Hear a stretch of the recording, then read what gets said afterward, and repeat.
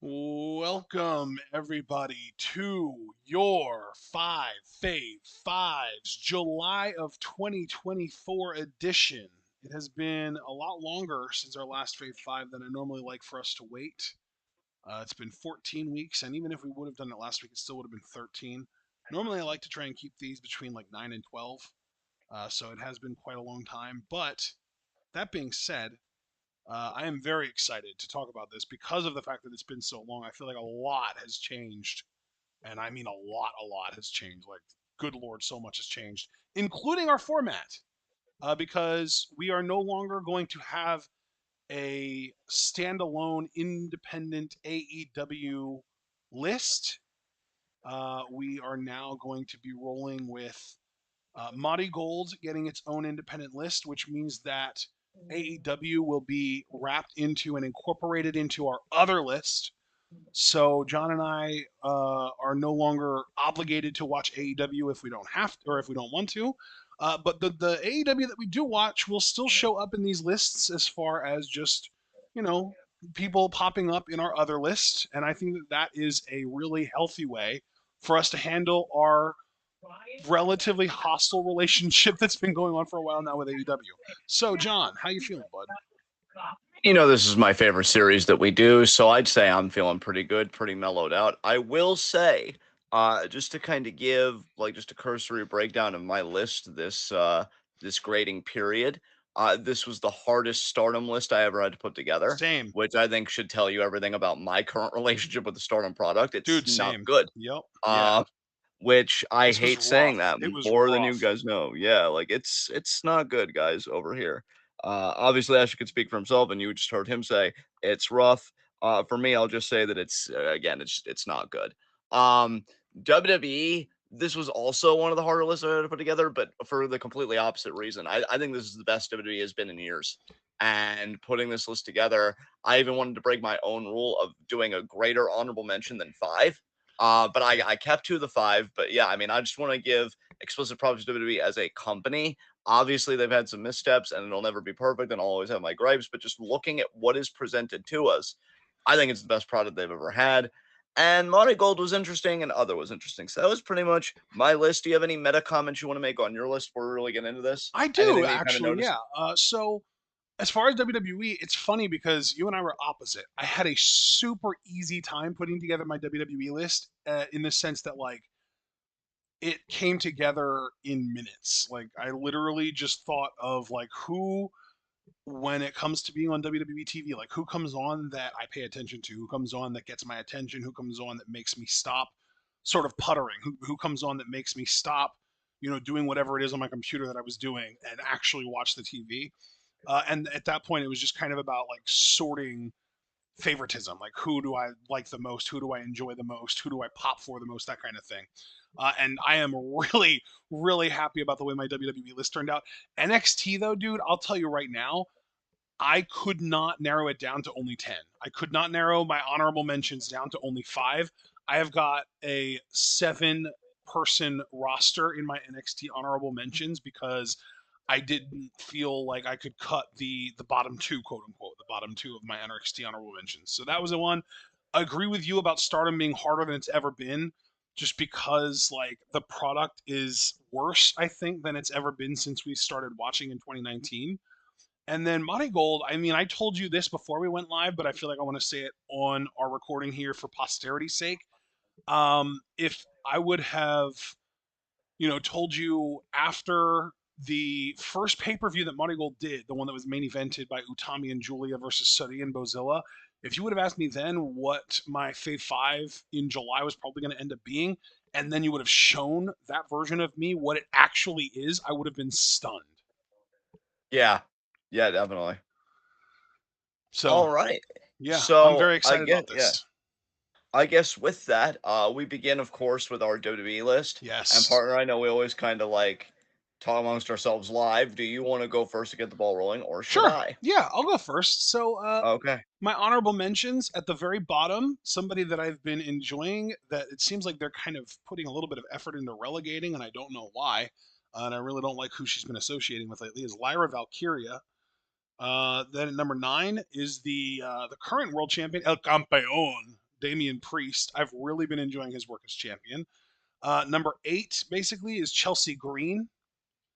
Really just speaks for itself. You know I love her. Number 7 for me is someone that I know that you're going to have way higher, Braun Breaker. Love his work. And then number 6 I have is Drew McIntyre, also someone I expect you to have higher. Yes. All right. Number 10 for me would be Io Sky. Beautiful. Awesome. Number 9, Lyra Valkyria. Nice. We both gave her solo, we have her low on our honorable mentions. Uh, 8 would be Jacob Fatu. Wow. Okay. I really like him, but it's still, it's still early yet. I don't want to go all the way 55 but I expect him to get there very quickly. 7 would be Jey Uso. Nice. Nice. Yeet. And yes, yeet. And 6, Sami Zayn. Bro, did you hear Michael Cole's yeet last night? No, but apparently it was really something. You got. I low key want you to go listen to it so that we can get live reactions because it's that fucking funny. Damn. Did you get my number 6, by the way? Just so Yeah, we're Sami Zayn. okay. Okay. Yeah, So yeah. let me, because I know that someone posted it in chat last night in live wrestling discussion. Yeah, here it is. I'm pinging you in the Discord. Okay. I'm currently logged out, so let me log in. Alex Foster. Leave it to Alex to be the reliable one that posts the fucking Michael Cole yeet. God, we love you, Foster. We It's do. never said enough. You're so fantastic, Alex. You're wonderful. Oh my god, it Uh, was so funny. His voice cracked like a fucking pubescent child boy. okay, so there was that, and okay, there. Okay. Oh my God. What the fuck?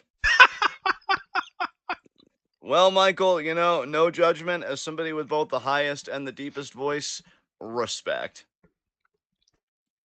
Because that was really something. Right? All right. So let's get the ball rolling, man. Who came in at number 5 on your WWE list? Wait.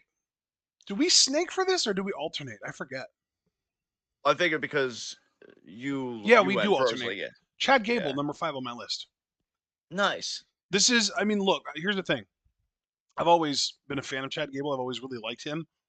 Um, but I rarely have him ranked very highly on these lists. I've had him in my honorable mentions quite a few times before. I know that I've had him on my Fave Five before, but I don't think I've ever had him really ranked highly. And this is the first time in a really, really long time that I have had him on my Fave Five at all. In years, actually, now that I look. But man, his work over the last 3 months has just been fantastic because you've got to take into account like this rating period includes all of his work that led to the breakup of Alpha Academy and all of his work since being attacked by the Wyatt Six. Like he has just been incredible. What did I say the breakup of? I said something weird there, didn't Alpha I? Academy. Oh no, that was right. Okay, yeah. Yeah, God, I thought I you were said something correct. weird. Yeah. Anyway, but yeah, his work has just been fantastic.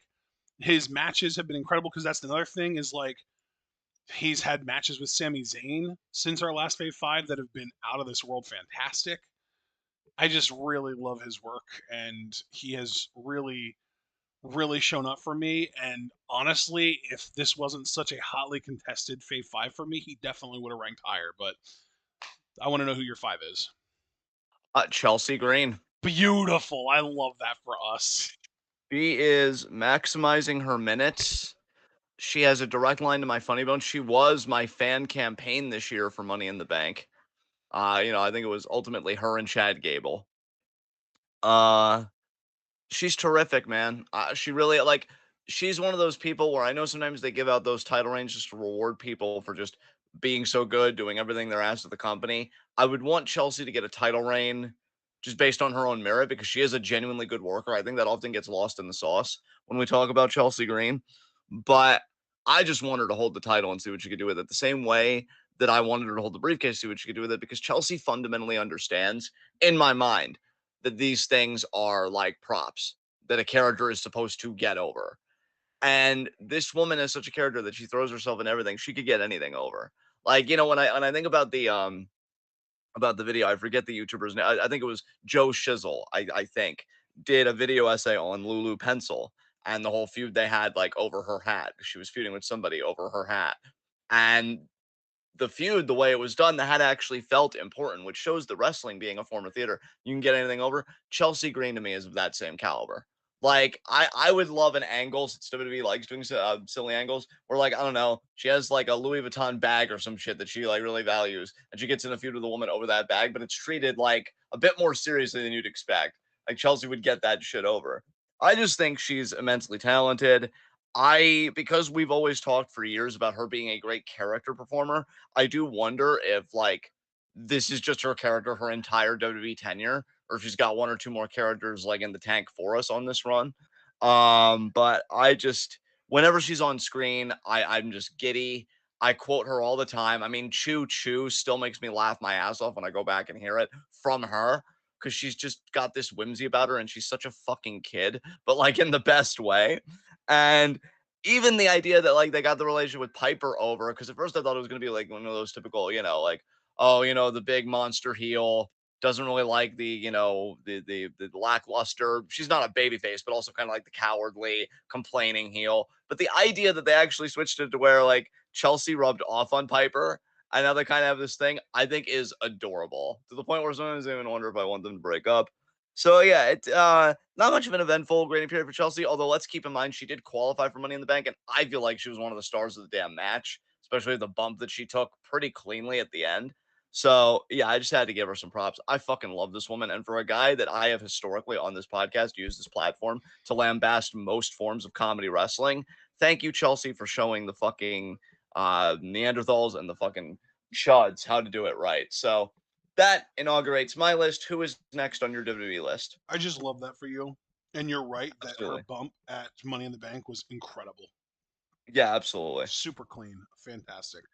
Number 4 on my WWE list is someone that you've actually mentioned already. Would you like to gander a guess, or do you just want me to say it? Jacob Fatu You potentially is he already? goddamn right. It's Jacob fucking Dude, Fatu. I love that he's already that high for you because that would be the only acceptable number without it like veering into hyperbole for me at least. Yeah. So talk about it, man. Yeah, my top 3, it's interesting because my top 3 were kind of like set in stone really easily, and I actually made a tweak that might surprise some people where I swapped my 2 and 3 because I realized that the person that I had at 3 was somebody that I actually just was like more actively engaged with when they were on than the what I had at 2. So I swapped them, and now you know we'll talk about it then. But Yes. Jacob is kind of just that outlier, like just outside of that top 3, just falls out of it. It would not surprise me at all if by our September Fave 5, Jacob ended up higher on this list for me. But for now, just based on some of his beatdowns, and especially the most recent one against Gargano and Champa, and the one match, the 6-man tag, like he is incredible. He is just he showed up and immediately stole the spotlight from Solo. Like Solo feels like such a lesser deal now with Jacob around because of Jacob's presence and his intensity and his athleticism. It's just unbelievable how quickly he has effectively rendered Solo obsolete in my mind. Like I don't think Solo was ever really gonna make a Fave 5 for me, but like his odds just went from slim to none with the appearance and existence now of Jacob Fatu. Not only on the same roster, but in the same faction as him. It's crazy because yeah, to me Jacob is um, far better at being a spiritual successor to Umaga than Solo has ever been or probably ever will be. All right. I love it, man. I love the energy. All right, number 4 for me. God, okay, we got to talk about this. Number Breaker? 4 for me is Gunther. Oh no. Do you want to know how you take the perfect like character and just ruin it? By Make the name racism racist? overt. Exactly. And I say that because let's be serious, okay? We're grown ass men. I think we talk about wrestling in a more sophisticated, I'll say, way than most at times. I mean, I'm aware of my own sound bites on here, okay? I'm not sniffing my own farts out of a wine glass here. But because we try and do more substantive commentary on wrestling, we need to talk about the fact that Gunther's always had like right-wing nationalist aesthetic, particularly, of the German variety. The kind of imperial theme and just like the whole like dignified hands behind backs and the way that I step and the discipline and like, the aggression and stuff like that. And there have been wrestling fans that have commentated like, it feels like Nazi light, but without any of the problematic stuff. And you know what? I made my peace with that because again, Gunther is in my mind the perfect wrestler. I just my opinion, and that does not change because what happened Monday because that was like microphone, that was not in ring. In the ring, this dude's the perfect fucking wrestler. He can sell. I think he gives everybody one of the best matches they've ever had. To me, like I liked Sheamus before he bumped heads with Gunther, but let's not act like Gunther didn't light something up in like the Sheamus fandom with the matches they had because they were ridiculous. Stuff like that. And even on the mic up until last night, I think about the promo he had against Jay Uso and stuff. He didn't need to be racially insensitive or classist to get a sick burn. What was it he said to Jay? I'm going to beat you worse than your own family ever did. That was just in storyline. That was a perfectly acceptable and fair game line, right? Because we all saw it. And in my mind, it's rewarding long term viewership. And then you get to last night. And here is a dude. Now, Ashton's right here, right? Ashton's right fucking here. He can vouch for me. Have I not shut the fuck up about how excited I am for Gunther to be world champion at SummerSlam? I have just, it's Yeah. been on my wish list for fucking I ever. mean, dude, you're Champion. talking Yeah. about yourself, but like that applies to both of us. We both have. Yeah. Like, I just, fuck, man. I wanted it so bad. And I feel like, look, I'm 32 years old. Um, Oh, welcome, Javaris. I was trying to figure out your message there, and then I read it in full. Okay, so yeah, like I'm 32 years old. Life's beating me down. I'm kind of burnt out. I don't ask much for my wrestling. Just let me escape for a few hours. Whatever. Let me enjoy the in-ring stuff. I'm not as like passionate or fervent as I was years ago. We all know that. I've been quite frank about that. I credit the WWE product for bringing some of the magic back, for truly restoring the feeling, unlike other companies. um, so it's just such a goddamn shame to me that you go and you do this. You do this with fucking Damian Priest, who has been a solid world champion and who I've always tried to give his flowers on here. That I think he's actually outperformed expectations, at least again, speaking solely for myself. And then you're just thinking like, okay, well, how do you get heat for this feud? We don't just do the simple, oh, Priest, you're good, but you're not over 600 and what was it, 63 days, 630 some days of the Intercontinental title. Good. You're not, king of the ring. Good. You could have just made it about the wrestling, man. That's what Gunther's all about anyway. Everyone's a disgrace to the mat except me. See, but dude, But here's the no. thing. Here's the thing. Yeah. I just want to be clear that I am only disagreeing with you to a certain degree. And I don't think that what they did was the right answer. But I do need to just say, if they would have done what you're suggesting, it wouldn't have been heelish. It wouldn't have been enough of a heel thing to get people to boo Gunther. And the whole reason, and I'm telling you this right now, because I feel like I'm reading Triple H's mind on this, they did this because too many people want Gunther to win at SummerSlam. And he did this to get people to want Priest to retain, because the whole point is that they're turning Priest face and they want to double down on Gunther being a heel. And they just felt like this was the easiest way to get the reaction they wanted. But in my opinion, it is the easiest way, the most creatively bankrupt way to go about that. And that they could have found ways of doing it without assassinating the character of Gunther. Man, I hear what you're saying, but I'm like, you know what? I would rather exhaust other options to get heel heat than to go to the nuclear option right away. Exactly. Like That's exactly what I'm saying. Yeah, I agree. yeah, like if he would have done like a really vicious and excessive beatdown on Priest, right? Maybe even where you get blood involved potentially. Try that. See what reaction that gets. And also, I just fuck. Like, whose fault is that? Right? Like I again, I'm not disagreeing with you. I want to make perfectly clear what you said, totally valid. My qualm is not with you. I actually think you're right, and I'm taking this other than what you're saying, and I'm kind of redirecting it. If that is what Triple H is thinking, this is me more talking to Triple H. Whose fault is that people want Gunther to win? The guy's good. And like, this is what can I just say, just very quickly, this is why in hindsight, I really wish Gable would have just won Money in the Bank. Cause like I liked what they're doing with Drew and stuff like that. I get it.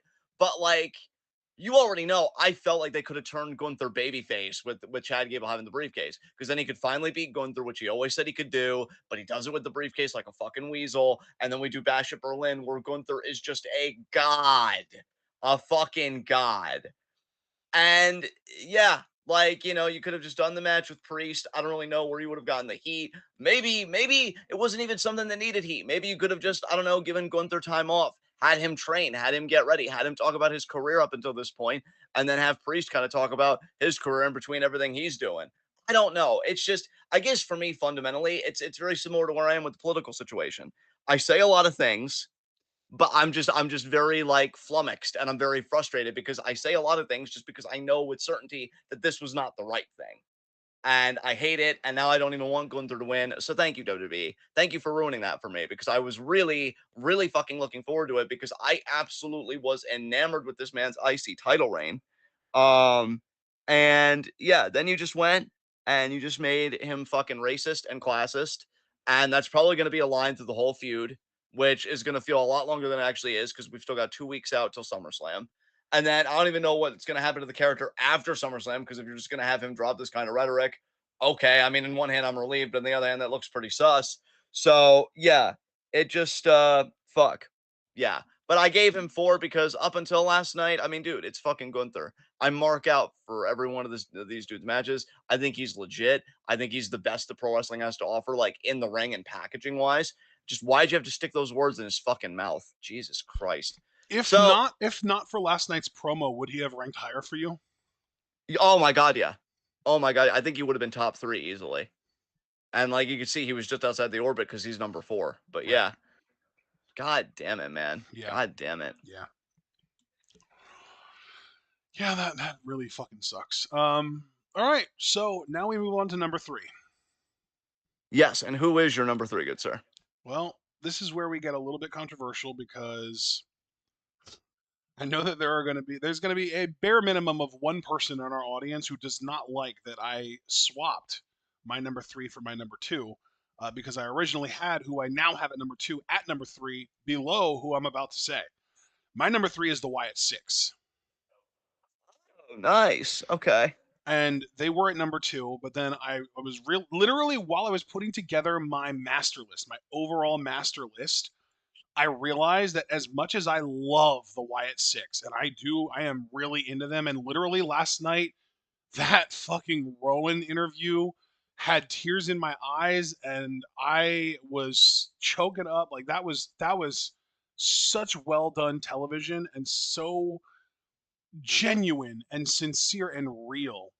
And it felt real because it was real because that dude legitimately has been through it. He like literally lost Brody, lost Wyndham. Like that's horrible. That dude has been through shit.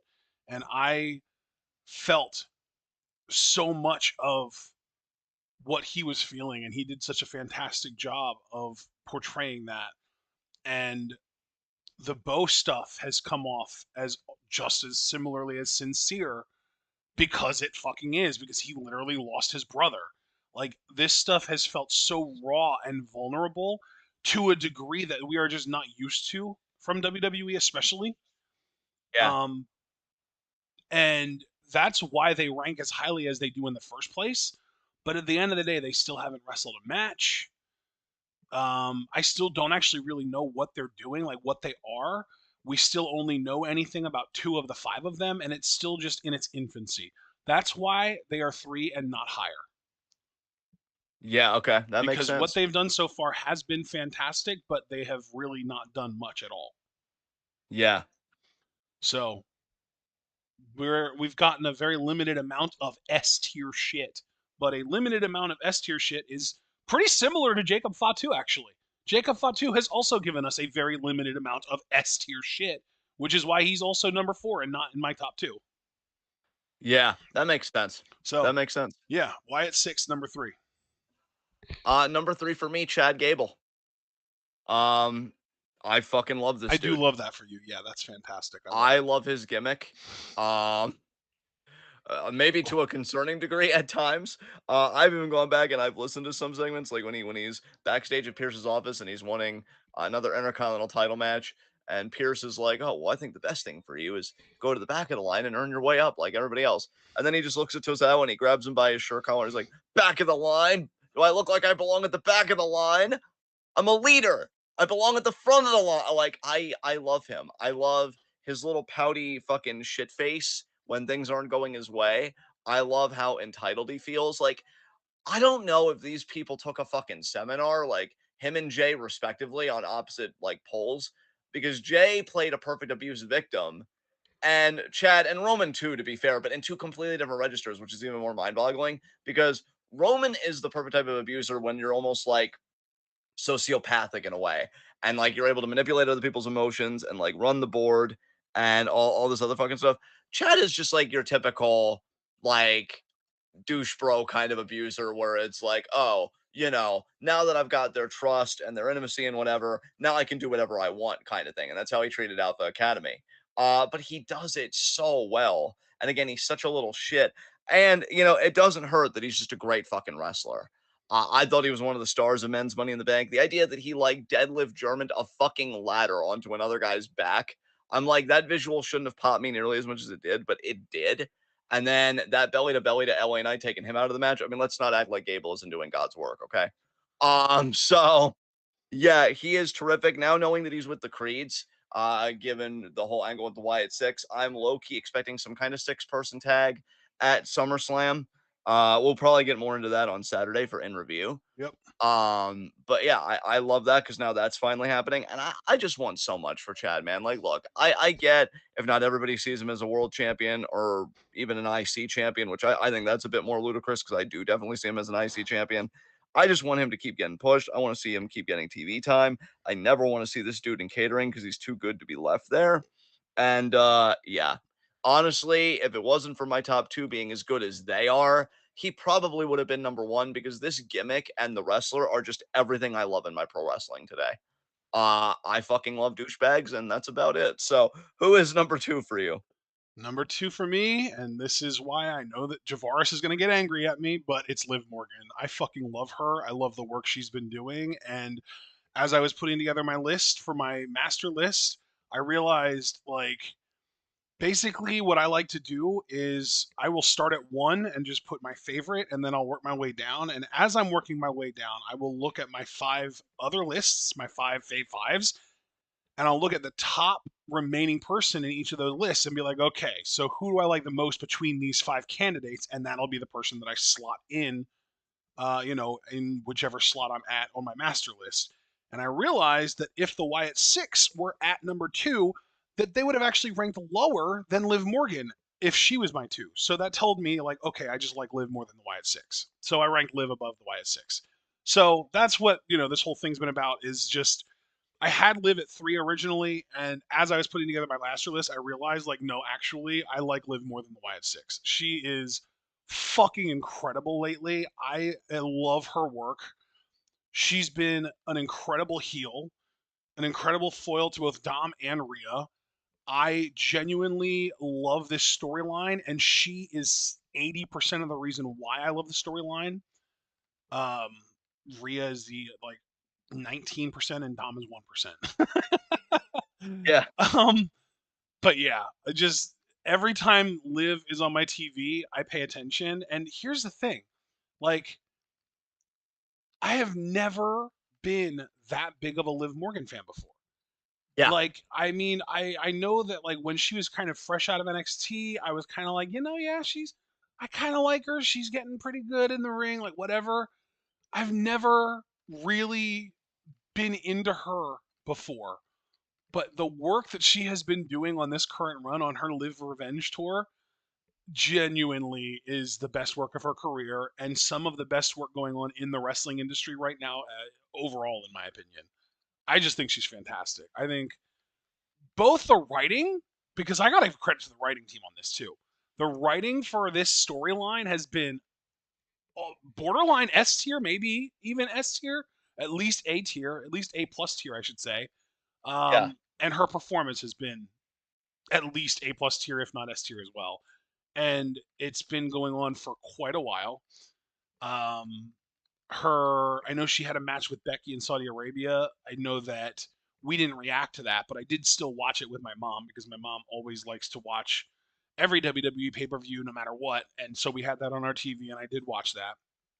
Um, and it was a solid match. And even just recently, some of her work that's been like going on with Zelina Vega has been good stuff. Like Liv is just, I think that Liv has finally kind of gotten to the place now that she might be underrated, which is weird because people are giving her credit finally, but like, oh my god, she's not just finally good now. It's not just that she's good, it's that she's one of the best things going in my opinion. Yeah. And I don't know if she really gets enough credit for that. Like I feel like if you pulled like the top 50 WWE, or let me rephrase that. If you pulled the top 50 wrestling YouTubers who follow WWE, I don't know I don't know if any of them would have Liv in even like their top 5 best things going in the company right now.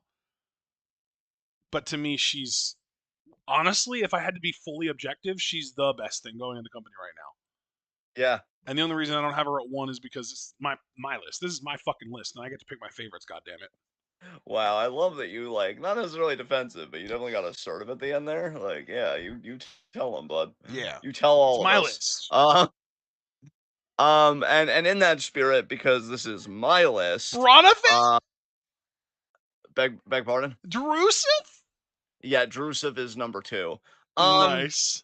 you know that a man is special to me when I tweet one of his promos and I say, "quote Between you and Chad Gable, men are so back." And I'll say it for you, Jesus fucking Christ. Uh, uh, Dude, it's so so funny too because yeah, well, I'll say it when you're done here. I'll say what I was gonna say because I don't want to Oh, well, spoil no, I anything. really, I really don't have much to say, man. Because like anybody that's been listening to our product, anybody that's been listening to me specifically, which coin flip, you know that I am just fucking loving this dude. I agree with him on everything. I think Pierce is just incompetent, bald, and some might say a bitch. And then if you put it together, I mean, incompetent, bald bitch, which I mean, Drew said it, and I just happen to agree. Um, I just want to see this dude be world champion and actually hold on to the fucking thing. But I know that there's like a whole thing going on there.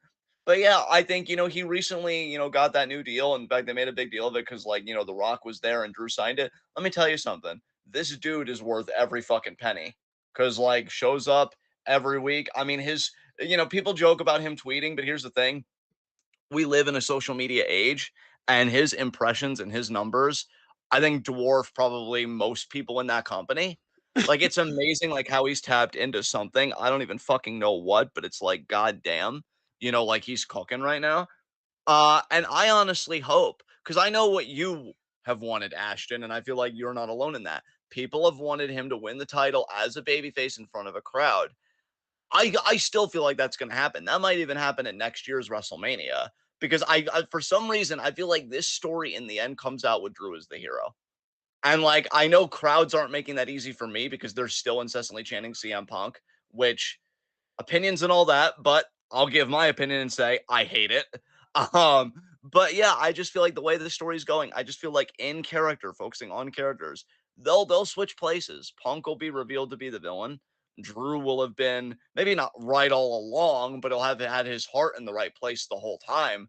And yeah, I do think we could get that babyface title win. But whether we do or don't, I mean, this dude has got fucking one-liners and fucking great merch. He's a handsome fucking mountain of a man, so he's got the look down. And his wrestling, it's just always been fucking great. Yeah, Drew, I think he's one of the best things in the company going. You were just saying that about Liv, and I don't contend that. I think Drew is right up there with Liv as one of the best things WWE's got going right now. So yeah, easy number 2 for me. Who is yeah, I think it's your number 1, right? So I think we know what your Yeah. number 1 is. So So this is what I was saying is that you're talking about men are so back, and yet my top two are women because my number one, as usual, is Io Sky. well, thank goodness I'm consistent because my number 1 is also a man. So Oh I no, know I that know who your number yeah, one is. I know exactly who yes. your number one is. It's the easiest call ever. I think everyone in our audience who keeps up with the product even a little bit knows who your number one is. Bro, anybody that listened to just Money in the Bank live Yeah. reaction should know who my fucking number 1 is. Jesus Christ. Yeah, But yeah. go ahead. This is your turn, Yeah. good sir. So, So I admittedly I don't know 100% if Io would have been my number one if not for Marigold. Um, but I wasn't gonna put her in my Marigold list because she only wrestled the one match there. But man, that really reminded me that she is something special. And I mean, she's been something special in WWE for a really long time now. But man, that Marigold match was incredible. yeah. Her performance in that was, I think, one of her personal best performances in years. Yeah. Um, and also, I just love the character progression that they're doing with her, where like she and Dakota and Kyrie all lost to Lyra in the Queen of the Ring tournament, and she's backstage talking about how damage control needs to change, and then next thing you know, they have a dominant win over who did they beat again? I forget. Wasn't it Was it Lyra Lyra and and Kaden Casey Katana? too? Yeah. Yeah. Yeah. But then they get assaulted by Sonya, Shayna, and Zoe, and that felt like a face turn for them, and that gets me excited too.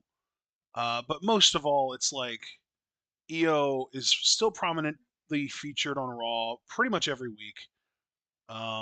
She had a banger of a match with Lyra during the Queen of the Ring tournament, and this is all stuff that happened during this grading period. Like it's not like I'm reaching back so far that it's like before our last 5v5 or anything. Um, really awesome matches with Lyra. Um, and yeah, again, like the Monty Gold match definitely did play into this, even though it happened in another company. But I don't know if it played into this to the point that like if that didn't happen, she wouldn't have ranked at all. And honestly, I don't even know that if that match didn't happen, if I wouldn't have had her at one anyway. I might have just had her at one anyway because I just love Io that much. So there you go. All right. Well, I love your love for Io. It And will I stand the love test your of time. love for Braun fucking Breaker, babe. Bronson. You know, finally, there is someone in the WWE who says with their whole chest, I'm a fucking Turbo Chad, do something. And nobody has, And I think that's neat, really. I think a guy that will tell a bald-headed bitch who gets easily distracted apparently, look over there, and then is able to sprint, Dude, that hit was his so target. funny. I mean, dude, like okay, here's a serious note for Hey, you look, a from me about distraction. yeah, exactly. Here's a serious note from me to all of you about Braun Breaker. How many athletes have we seen through the decades come through WWE?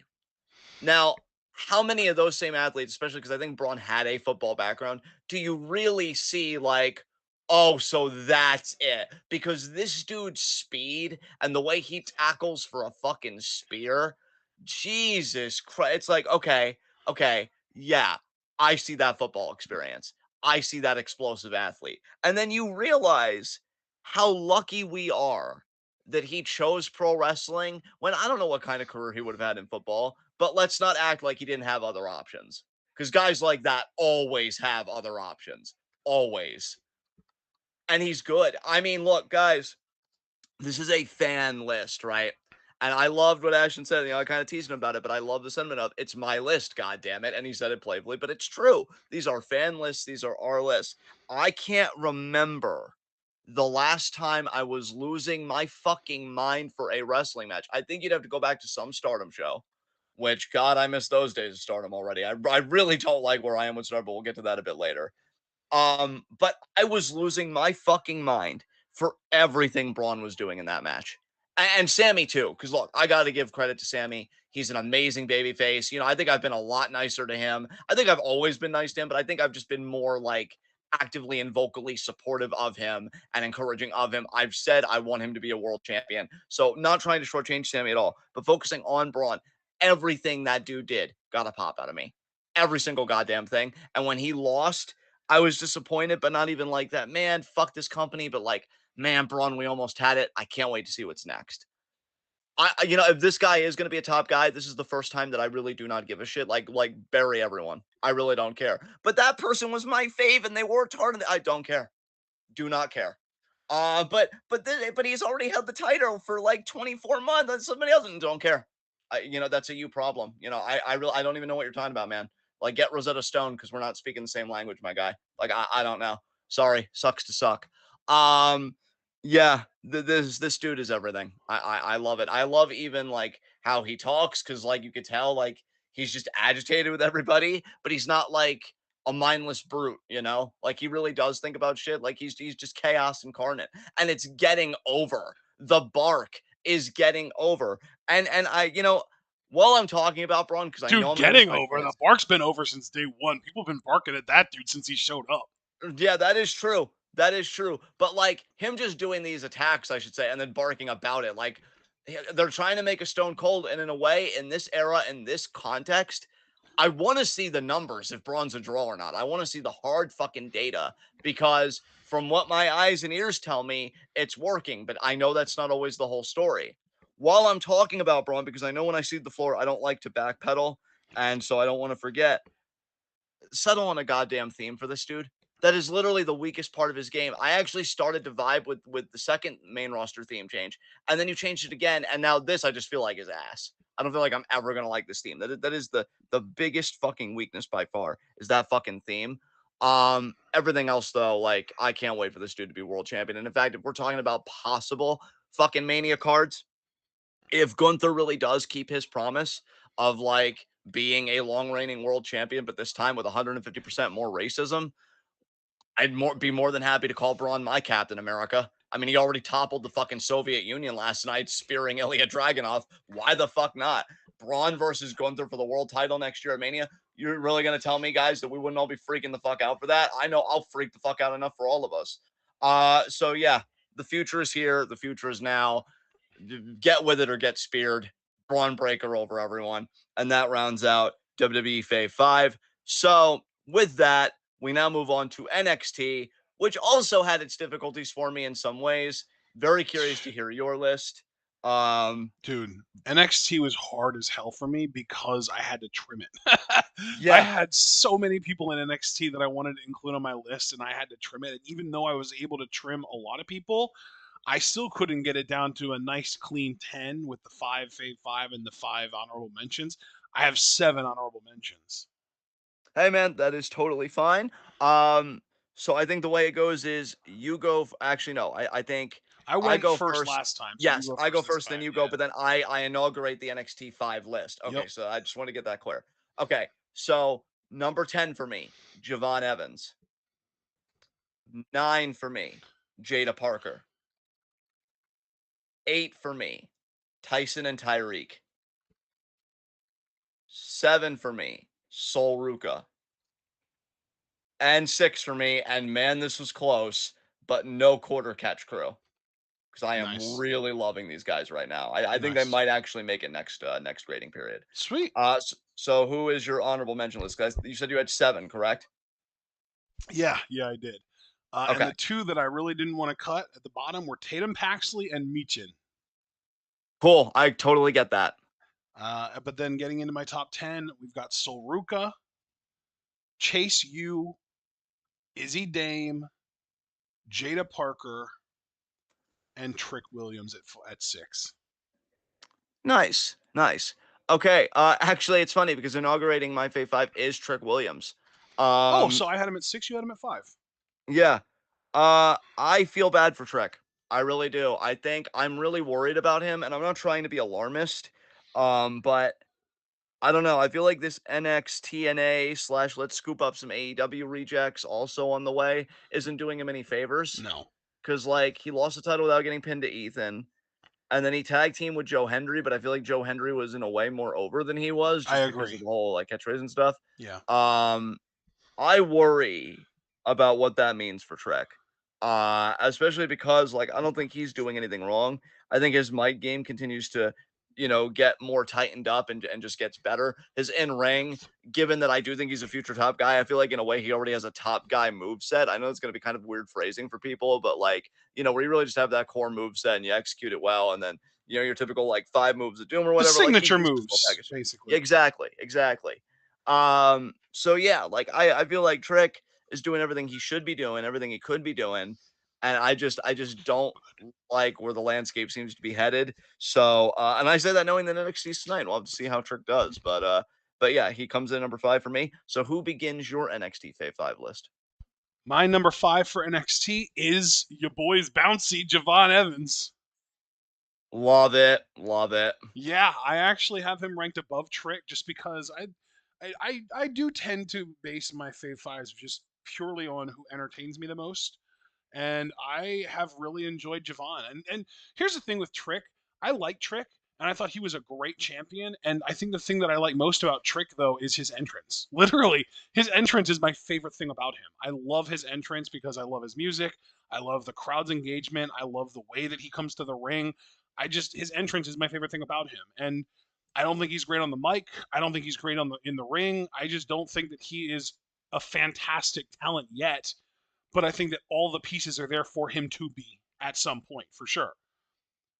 He's got an amazing look too. Like the look, honestly, like there's the entrance at the top, and then at second place, as far as the best things about Trick Williams are his look at number 2. You know what I mean? Yeah, yeah, yeah. But Javon Evans, I feel like already has put it together more than Trick. You know what I mean? Interesting. Okay, okay. Well, I I don't know mean, if I yeah, agree with that I quite feel yet, like but I yeah. feel like Javon is similarly mid on the mic as Trick, but Yeah, I yeah, will I even definitely think say he's mid though, on the mic right now. you know Yeah. what though? I'll even say though, last week Javon was short and sweet on the mic, and I thought that that was a better, more concise and to the point promo than Trick has cut in a really long time. Okay. I Yeah, remember thinking interesting. last week, Javon. I think Javon was basically just like immediately comes out and he's just like, let's fucking do this kind of thing on the mic. And I was like, okay, okay, let's do it, Javon. I like this. I'm digging this. So I really like Javon just very recently, as far as like a mic, a promo that he cut. That was like a soundbite. He cut like a soundbite promo, and I was like, okay, yeah, this is good. And in the ring, to me, he just blows Trick out of the water. Like, oh my god, it's Oh, night that's and day. undeniable, I think. There's Yeah, no debating ground there. yeah. No. Um, and like, yeah, like he doesn't have the superstar quality. I don't think that Trick has. Like, he doesn't have the entrance or the look on the level of Trick. Um, but I think that just the in ring work just is there's such a chasm between them that it made me favor Javon ever so slightly because I do have Javon only ranked one above Trick, but I love them both. And yeah, there you go. Yeah, Javon at 5. So who's your 4? All right, all right. Getting to number 4, I have Tony D'Angelo. Tony Re D. Dude, you know what? I still didn't like Tony D enough to put him on my top 10, but this is the first time that I've ever thought maybe. This is the first time ever that I've been like, you know what? I've kind of been digging Tony D lately. His Heritage Cup stuff has been quality shit. Dude, well, I mean, that's really where I'm coming from, right? I've loved him with the Heritage Cup. Again, anybody that keeps up with us. So that's the thing. I think we always kind of like, in a way, maybe even to ourselves, kind of tell on ourselves like what our Fave 5 in certain areas is going to be. Because if you have listened to Week in Review and we get to NXT and Tony has a Heritage Cup defense, I always make it a point to say how much I love him with that cup. And how I think like that style of match, like I normally haven't really cared for it, but I think something about it actually makes Tony really be able to show like all of his in-ring kind of savvy that he's gained so far in his career, and it just makes him look really good. And plus, I know you've said based on the opponent, he could potentially wrestle like a hoss, and that comes off really fucking well. So yeah, I'm loving his work. I love his personality. I'm loving the promos. I love the family. Like, I don't know. I think after a really good Heritage Cup run, we could maybe even revisit NXT Championship, and I'd probably be far more open to it than I was when it was Stand and Deliver, him versus Dragunov. So yeah, Tony's great. Who's next on your list? Um. Oh yeah, nice. Well, kind of similar along similar lines to like the Wyatt Six and Jacob Fatu. This is somebody that's given us fantastic quality content for a limited amount of time because she's only been back for like a month, and that's Wendy Chu. Nice. I was wondering because I thought about her, but I'm like, it's still a little too early for me. But I'm glad you were like, nah, fuck that. Yeah. I'll recognize. You know what Shit. though? A lot of it is like pedigree because like we know who Karen Q is. We know how good she is. We know that she's been a fantastic performer for a really fucking long time. So when she comes back and just immediately knocks it out of the park with her new gimmick and character, and now we find out that she's getting into an interesting story with Tatum Paxley. Oh my god. Oh my god, yeah, absolutely. I'm 100% on board for sure. I'm loving it. I'm very, very excited to see where that goes. Loving the new sort of like zombie sleep gimmick. I'm really digging it, and yeah, I just love her as a performer. So this was just, yeah, like this is kind of one of those things where like once I thought of her name, I kind of got that excitement of like, oh man, how high can I rank her? You know what I mean? Um, Exactly. Yeah. and yeah, Yeah. she landed at 4. So there you go. All right. Next up on my list, number 3, Ariana Grace. Um, Yes. I love her. I love her. She makes me laugh every fucking time. I'm really disappointed that the storyline between her and Gigi Dolan was just kind of dropped. I'm like, man, I really wanted either like a strange Oh, dude, bedfellows. they actually picked up on some of that a little bit today on Twitter. I did see that. I saw part of that. Yeah. Yeah, Gigi Because posted a picture of herself in like a white sweater, I think. Yeah, well, I don't know if it's a sweater, but it's like a white blouse with not like with like makeup on, but it's not goth makeup. yeah, And she still has the nose ring and the lip ring and stuff, so it's not like she's completely given up her aesthetic. But she has like the beautiful red and yellow hair going on, and she's wearing a white blouse, and her hair is wavy but not like curly, and it's really long, and she looks sort of like what you would expect Ariana to approve of. And she said, "Sometimes I give face," and then she credited the people that did her hair, makeup, and photography. And then Ariana quote tweeted it and said, "It's all I ever wanted. Was this too much to ask?" yeah. I did see that part, and yeah, that was perfect. Did Gigi ever reply to that? I don't know if she did or not. I didn't see a reply. No, But yeah, like she just has a direct line to my funny I don't bone. think she did actually. No, I actually don't think she's bad in ring. She kind of has like that old school like dude, I offense. love Ariana in ring because of what you were just saying. She does use like old school type stuff.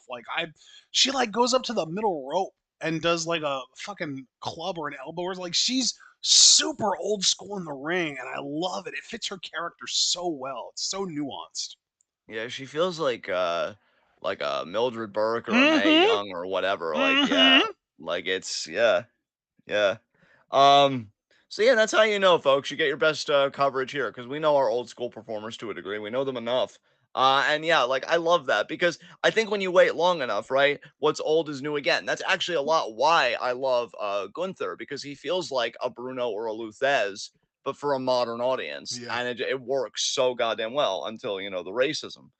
So Damn it, Hunter. hey man, they did it, and like it's just Dude, the heartbreaking, worst and thing I about can't. that to me is like, how did Triple H not learn his lesson from WrestleMania 19 and the 20 plus years of criticism that he's caught since then? Yeah. Yeah, Like I don't know, honestly, the brother. only way that this is acceptable is if Priest retains, but like nobody wanted that until last night. Yeah. Yeah, exactly. Way to go, Hunter. You ruined it for everyone. Like if the Um, plan was for Priest to retain, and they had Gunther say that last night to make people want that to happen, so that when they got it, they were happy instead of angry. Congratulations, Triple H, you worked everyone. yeah, dude, I'm really starting to wonder, man. Cause yeah, I don't know. There are just a lot of moving pieces here. But yeah, Ariana, like, I would love to see her one day as women's North American champion. Do I think it'll happen? Oh, Nah. dude, that But would be so good though. I want it bad. dude, what she again, she's so much like Chelsea in that way to me, where it's like I want to see her with a prop to get said prop over. And she would definitely get the fucking title over. Um, God, yeah, I'm very curious what the future holds for her. I don't know if she's gonna stick with this tag team with Carmen Petrovic because that was something. But yeah, Aren't they? I Didn't just they already face each other? they did, but I'm like, I just don't know what's gonna come of that. Yeah, because I didn't Carmen win. I believe Yeah, I so. don't know. Yeah, I believe so. All right, so who's next on your list? This is my number 3, right? That is correct. Yes, that's correct. Wesley. Excellent, Yeah, excellent. yeah. Um, I really, really like Wesley. Pretty much, like, how do I put this? I don't think that you can name something that's important to wrestling that I don't think Wesley is good at. Does that make sense? Yeah, and I can see that. Like, I think he's really good on the mic. I think he has a great look despite being a little on the shorter side. I think that he compensates for that in other ways. He's shredded. He's a good looking dude. Plus, like his in ring style matches his size in the sense that like he works more of like a high flying lucha style, more acrobatic type stuff. And yeah, like in Yeah, ring, he might be the best in ring worker in NXT. Honestly, yeah, yeah, I yeah. don't think I'm exaggerating when I say that. Honestly, if you can think of anyone in NXT that's a better worker in the ring than Wesley, please say their name, and I'll probably agree with you, but we'll see. But yeah, he is. I love his story with the back injury and then coming back to try and reclaim the North American title. I don't love that the way that his character was written this past week, where it was like he lost one match to a dominant champion and decided that that was it for his career, and it took his friends coming back to cheer him up to just get him to decide that that was a bad decision and that he should stick around. Basically, I really didn't Yeah. like that call. I thought that was a really silly decision, but one poorly written decision does not, make me low on the character, because he's still great as far as everything else. And I'm really excited for MSK slash the Rascals to be reunited. I am also really happy to see Nash Carter getting sort of a second chance here a little bit because I do feel like he got did dirty the first time around with fucking Kimberly posting a really old photo of him. Yeah. Yeah, I was kind of fucked up. Yeah, I'm not trying to moralize because look, I know if what I did in high school say was held against me, like I would not be I would not be where I am right now. Yeah, I think people grow and keep in mind we're in a society that like the things that we should overcome, it's normal for that society because that's what that society is predicated on. yeah, So like, it's a lot of unlearning that all of us have to do. yeah. And And I'm also really yeah. excited for Trey Miguel because he's Yeah. getting his first shot in NXT too. And I know that when you and I had our very brief stint watching TNA, I think we had someone do like a TWitWoW request live where they had us watch TNA for a month. Basically, I don't remember who that might have been. Yes. Gala. I don't remember exactly. Might have been DBK. I honestly don't remember. Was it Super Blue? God, I wish I could remember. But anyway, it was a few years ago, and I feel like I remember us really liking Trey Miguel when we watched it then. And I'm Yes. I'm Yes. happy to see him in NXT now.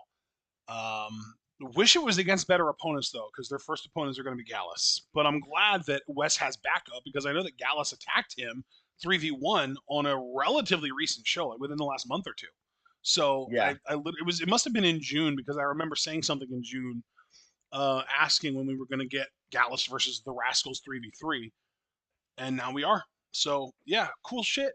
Love Wesley. He's my number 3. Who's your number 2?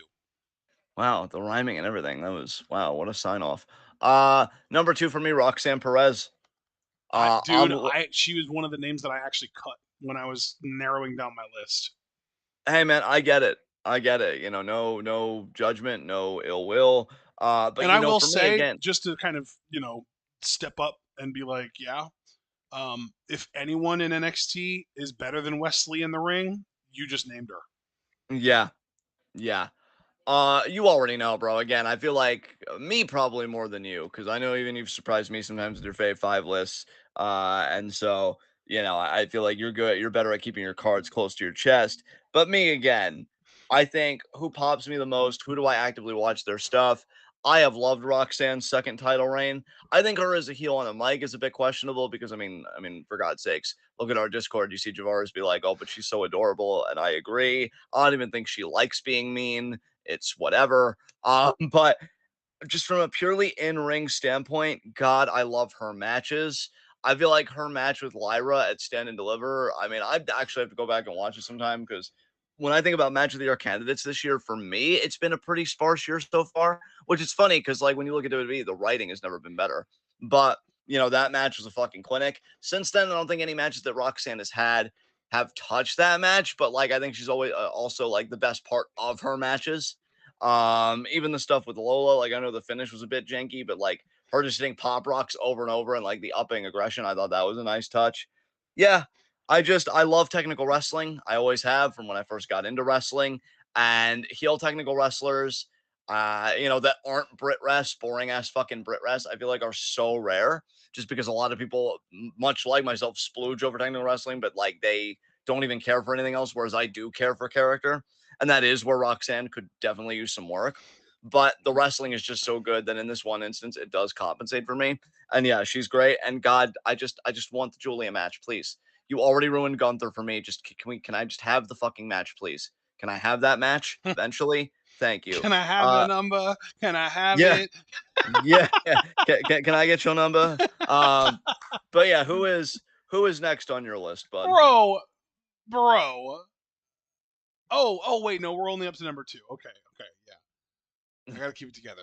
Okay. Yeah, rare for you to say that when normally it's me. Yeah. About me. We actually we do have someone somewhat in common. You had her at three. I have her at two. I have Ariana at two. Oh, wow. Wow. Okay, yeah, please talk about it. I was looking in chat, so I didn't quite process that until like a few seconds ago. Wow. So how did she rank so high? Because like in a way I'm a little surprised, but I know also that you have liked her. That's no secret. Well, yeah, because I mean it's kind of similar to the Liv Morgan situation actually, where I like to rank my fave fives based on who can show up on TV and get me to pay attention, who can show up on TV that pops me the most, who can show up on TV that gets me to sort of drop everything and glue my eyes to my TV. And there's only one person in NXT who does that more than Ariana Grace. So that's why she's at two. Because even Wesley, like I like Wesley, but depending on who he's going up against, I can tune out of Wesley matches or Wesley promos and like kind of chill vibe and just kind of like have him, on in the background. And, if he says something cool, then I'll like kind of pop for that or I'll smile or, that kind of stuff. If Ariana's on my TV though, I'm watching Ariana. I like if she's doing anything, if she's in the locker room being interviewed, if she's in the ring wrestling a match, if she's even like at ringside while someone else is watching them is wrestling a match. That's how you know I love this woman because she doesn't even have to be in the match. If she's just at ringside while other people are wrestling, it could be anyone. It could be people I don't even like. It could be fucking Natalia in the ring.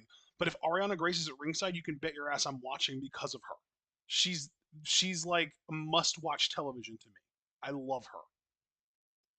Absolutely, man. I again, direct line to my funny bone. Already said it when she was on my list. Yeah. Um, so let's just cut the bullshit and cut the formalities. Number one for me is Obafemi. I'm guessing Oba! we We share get to do that. this together, dude. He's my number one too. Fuck yeah. I mean, because we're not fucking heretics and we know how to properly worship God. It's Um, so true though. It's so fucking true. yeah, it's amazing to me that in the same brand that can promote white mediocrity, and again, I pop myself mainly with this line anymore, but I reiterate, Gallus does nothing for my phallus. I want to print it on a t-shirt and wear it to an NXT event. And I want them to make direct eye contact with me so I can smirk. It's amazing to me that on the same brand that can house three really awful, talentless people, among others, that you get somebody that is the most complete performer to enter the game, maybe since Brock Lesnar. I agree. Like like Dude, that you is that's the thing is yeah. like what you just said is such an extreme over the top statement, and yet Yeah. me being the guy who's always like literally like when I was in college, the two best friends that I had in college, the first few days of our relationship, they always called me a buzzkill because I was always the first person to be like, well, let's not go there, you know, and that's always been my personality. That's always just how I've been. And yet here I am being like, no, no, you're right about that extreme take. You're correct. Fuck you, College Ashton. We're in the future now. It's true though, dude. It's fucking true. He is. He's fucking incredible. He is honestly the do I want to say that? Do I want to go there? I need to think. Yeah, he is. He's the best prospect to come through the system since the system's been in Florida. Yeah. I mean, dude, 100%. Like when I think about, I mean, let's just go through some certain people, and I'm not even saying these people to disrespect them. Brock Lesnar, freak athlete, made a shit ton of money. Will probably still one day make a shit ton of money because I guarantee you, WWE is not done with him. Triple H is probably going to wait a little bit longer. It'll blow over. Brock will come back because I It just should can't never imagine blow Triple over. H. It should literally never blow over. It should never blow over, but we live in the real world. It's going to blow over, and Brock Lesnar's going to be back. Like I am upwards of like 80% confident in that happening. And also capitalism, because you can't tell me that people wouldn't pay good money to see Brock Lesnar versus Gunther, or even potentially Brock Lesnar versus Obafemi in the future. Like Triple H, he's about making that money like anybody else. So we'll have to see. But regardless, Brock was a freak in his time. Big E, charismatic as fuck, very special dude. I feel like Obafemi is the best of Big E and Brock Lesnar. Yeah, That's what I think of when I look at this dude because he has the charisma that people vibe with him. Although it's funny because unlike Big E, where I feel like the charisma was more like explosive and energetic, it's like a dignified charisma with Oba.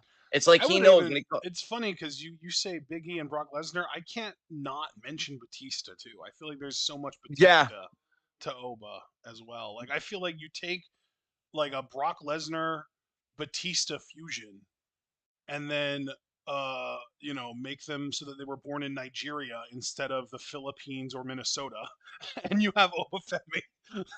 yeah, yeah, yeah. I mean, this dude. I mean, I've already talked about WrestleMania main events. I've talked about world titles. I've gone as far as Or to no, wait, actually, I say, apologize. Batista wasn't born in Philippines. He is Filipino, but he was born in yes, DC. He was born in the yes, US. yes. Um, but I've gone as far as say with Obafemi that like if you are a black wrestling fan, and Lord knows you have been put through it, probably got flashbacks last night from that Gunther promo, WrestleMania 19, Booker T. Like this may be the first time a black man is the man Yeah. in fucking WWE. It's going to be either him or Trick, maybe Carmelo if certain things work out. But to be honest, I feel like he's cooled down a bit on SmackDown. He's kind of in a weird place. As We might get to that expected. later. As expected. But Oba, man, good luck trying to stop him. I mean, look, I if love he to got even exposed, earlier.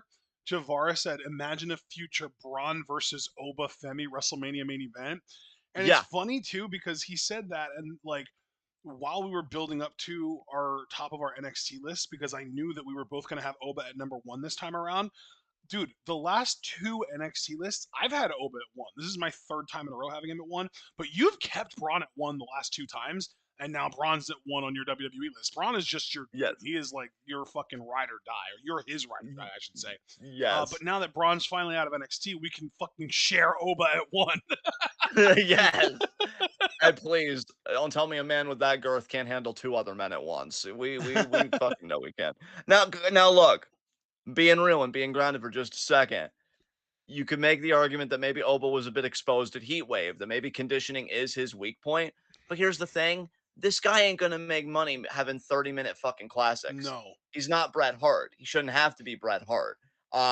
Nor should he have to be a Daniel Bryan, who was the last guy that was like really mega over, and I would argue was the guy for a period of time, just with how transcendent the Yes movement got to be, I want to to the point point where it something was, out yeah, too.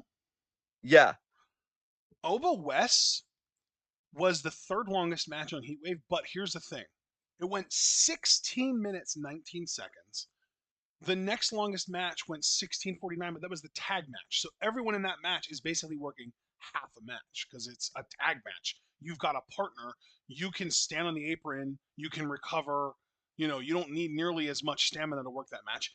And the longest match was the four-way. So again, you're not working the full match. It's not 1v1. You're not actively a part of the spotlight the entire match. And even then, that match was barely even a minute longer than Oba West. So Oba West was the longest singles match on NXT Heatwave. I think that is something that we should be drawing some attention to. That's a great point, and I'm glad you did. I'm glad you did. Yeah, I mean, for me, and then I'll hand it over to you for any residuals that you wanna give, because again, you also had him at number one, so I want to give you your time. But for me, I'm just a broken record at this point. This dude is everything. This dude is everything that just pro wrestling is. And again, um, you can't tell me this guy didn't have other options. And so I'm really glad that he chose a career in pro wrestling because we get to experience him. I don't watch football. I don't watch basketball. I don't watch hockey.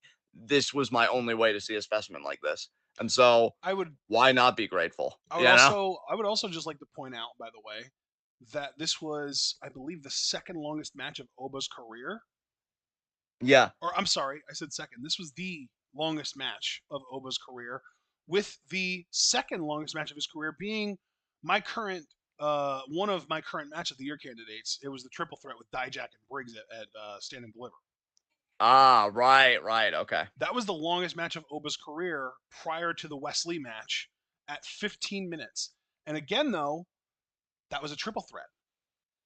Yes. So there were moments in that match where Oba didn't have to be a part of the action. He had time to recover his breath, basically. Um, so the fact that the longest match of his career was also probably his first proper singles match that went over 10 minutes is kind of nuts. Yeah. And it went 16. Like, yeah, like Yes. that's. I mean, this dude's only wrestled 43 matches in his entire career. He's still so new to this, and he's already so fucking good. He really, really fucking is, dude. It's really And not here's the even thing, fair. dude. It's Yeah. not just us saying it. It's not like you and I are just here in a bubble screaming from the rooftop. Oba Femi is the best thing in WWE right now. Everyone needs to pay attention. And everyone is just like, you guys are really overrating him. No, no. Like, everyone agrees. Like, the Redditors agree. The Twitter people agree. Like, everyone agrees. Oba Femi is that fucking dude. So what you're saying is Oba's a unifying force and we He need to get is. him out front like on all Obafemi these is yeah. literally going to unite wrestling fans under one roof, under his massive body. I mean, Ashton, since It's you that said it, meme. What is that meme where there's like someone blocking someone from, I don't even know, arrows or something like that? So that's Oba. Oba is yeah. protecting us from shitty wrestling content. I mean, if you teed up the ball, I'll take the fucking swing. If that's not the ultimate top fucking guy, then what is? Dude, A guy yeah. that can unify different strands of wrestling fan? Like, are you kidding me? In this Yep. day and age, Yep. game over, Can't man. wait for Meltzer to say one tiny little negative thing about him and have all of his fans decide that Oba sucks. I can't wait for people to stop listening to Meltzer because he's worthless. Or Cornette. Uh, It'll be one of those guys will do it first because they're the two yeah, most like sort of under the radar racist pieces of shit yeah, that have fan bases in the wrestling review community. yeah. Jesus Christ. Um, but yeah, man, you want to talk about representation? You want to talk about black excellence, black pride, all that stuff? Like, Yep. I feel like Oba is gonna be just for black male wrestling fans, especially what Bianca Belair was for like a lot of little girls. Of just like again, just a guy that's like I'm not. You can't stereotype me. You can't caricature me. You can't stigmatize me.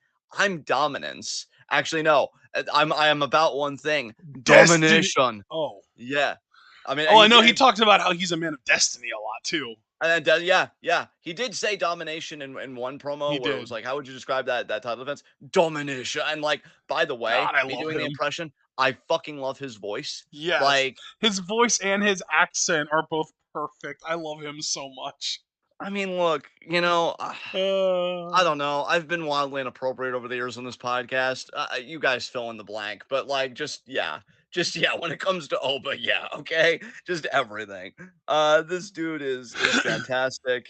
Um, yeah, just be really thankful, Hunter and Hickenbottom and everybody that you secured this dude. And when it comes time that we're hearing all the reports, oh, Obafemi's contract's expiring. I don't think this dude will go anywhere because I think in Oba's mind, he's like, I can make it here. I can make a kingdom here. But when that contract does come due, pay him what he's fucking worth. Okay? Pay him what he's fucking worth because he's fucking worth it. And that's all I got to say about that. If you have anything else you want to say about Oba, go ahead. If not, we can move on to our stardom list, which should be fascinating. you know what? I'm gonna say one thing about Oba, and this might be controversial, but Okay. you know how I said that the best thing that Trick Williams has going for him is his entrance? Yeah. I like Oba's entrance more too. Yeah. There you go. Because So he steps with the music and the woo like with the yeah, crowd. yeah, it's fucking Dun, incredible. dun, dun, dun. Yeah, it's like It's it's so he good. gets it, man. Yeah, 25. 25, he 25 gets it. years old. Yeah, Yeah. Wow. I mean, Jesus Christ. All right. we're Are blessed. you We're ready for blessed, stardom? man. We're so fortunate. Yeah, no, we are. We are, man. We are. Absolutely. Um, are you ready for stardom, my dude? Because my God. I am. I am ready. I'm ready to do this. Let's do this. All right. I I go think first. you go first. That's right. All right, So who is in starting your at the honorable bottom of mentions? my honorable mentions, I have Hanan, Okay. Ami Sore, which God just devastated about the news that came out about her today. Oh my God, I feel Wait, so what the bad. fuck happened? Torn ACL, dude. Again? What do you mean again? I just feel like I hear about that injury a lot. Like another fucking torn It is a ACL. really Jesus common Christ. sports injury, yeah. Yeah, well, that fucking sucks. But yeah, Amisore torn ACL, probably going to not be around until next, like, February at least. Jesus Christ. Yeah, it's a I feel bad like she one. was gaining so much momentum too. That really sucks. But continue. So Ami was the second name on my honorable mentions list. That basically makes her number 9. Number 8, Momo Watanabe. Then Starlight Kid. And rounding out my honorable mentions is Azumi. Yeah, I'm just gonna be blunt. Stardom's kind of losing me a little bit, and so I only have 3 honorable mentions here. Oh, wow. I didn't even give it a full roster because and here's the thing too, I'll say this for my other list because Ashton did kind of help by reminding me of things we covered, but I kind of have a general rule. If somebody needs to remind me that we did something, I don't really like to put people on there because like if I cared enough about it, I would have made it a point to remember. I don't like being Wow, that's not disingenuous fair, as though, much. because it happened so long ago. It's hard to remember that kind of stuff. I mean, that's fair, but like I never like to be disingenuous, you know? And Yeah. like and I'm not saying anybody that does is. I'm just saying for me, it's like who sticks out of my mind the most, who makes me pop the most.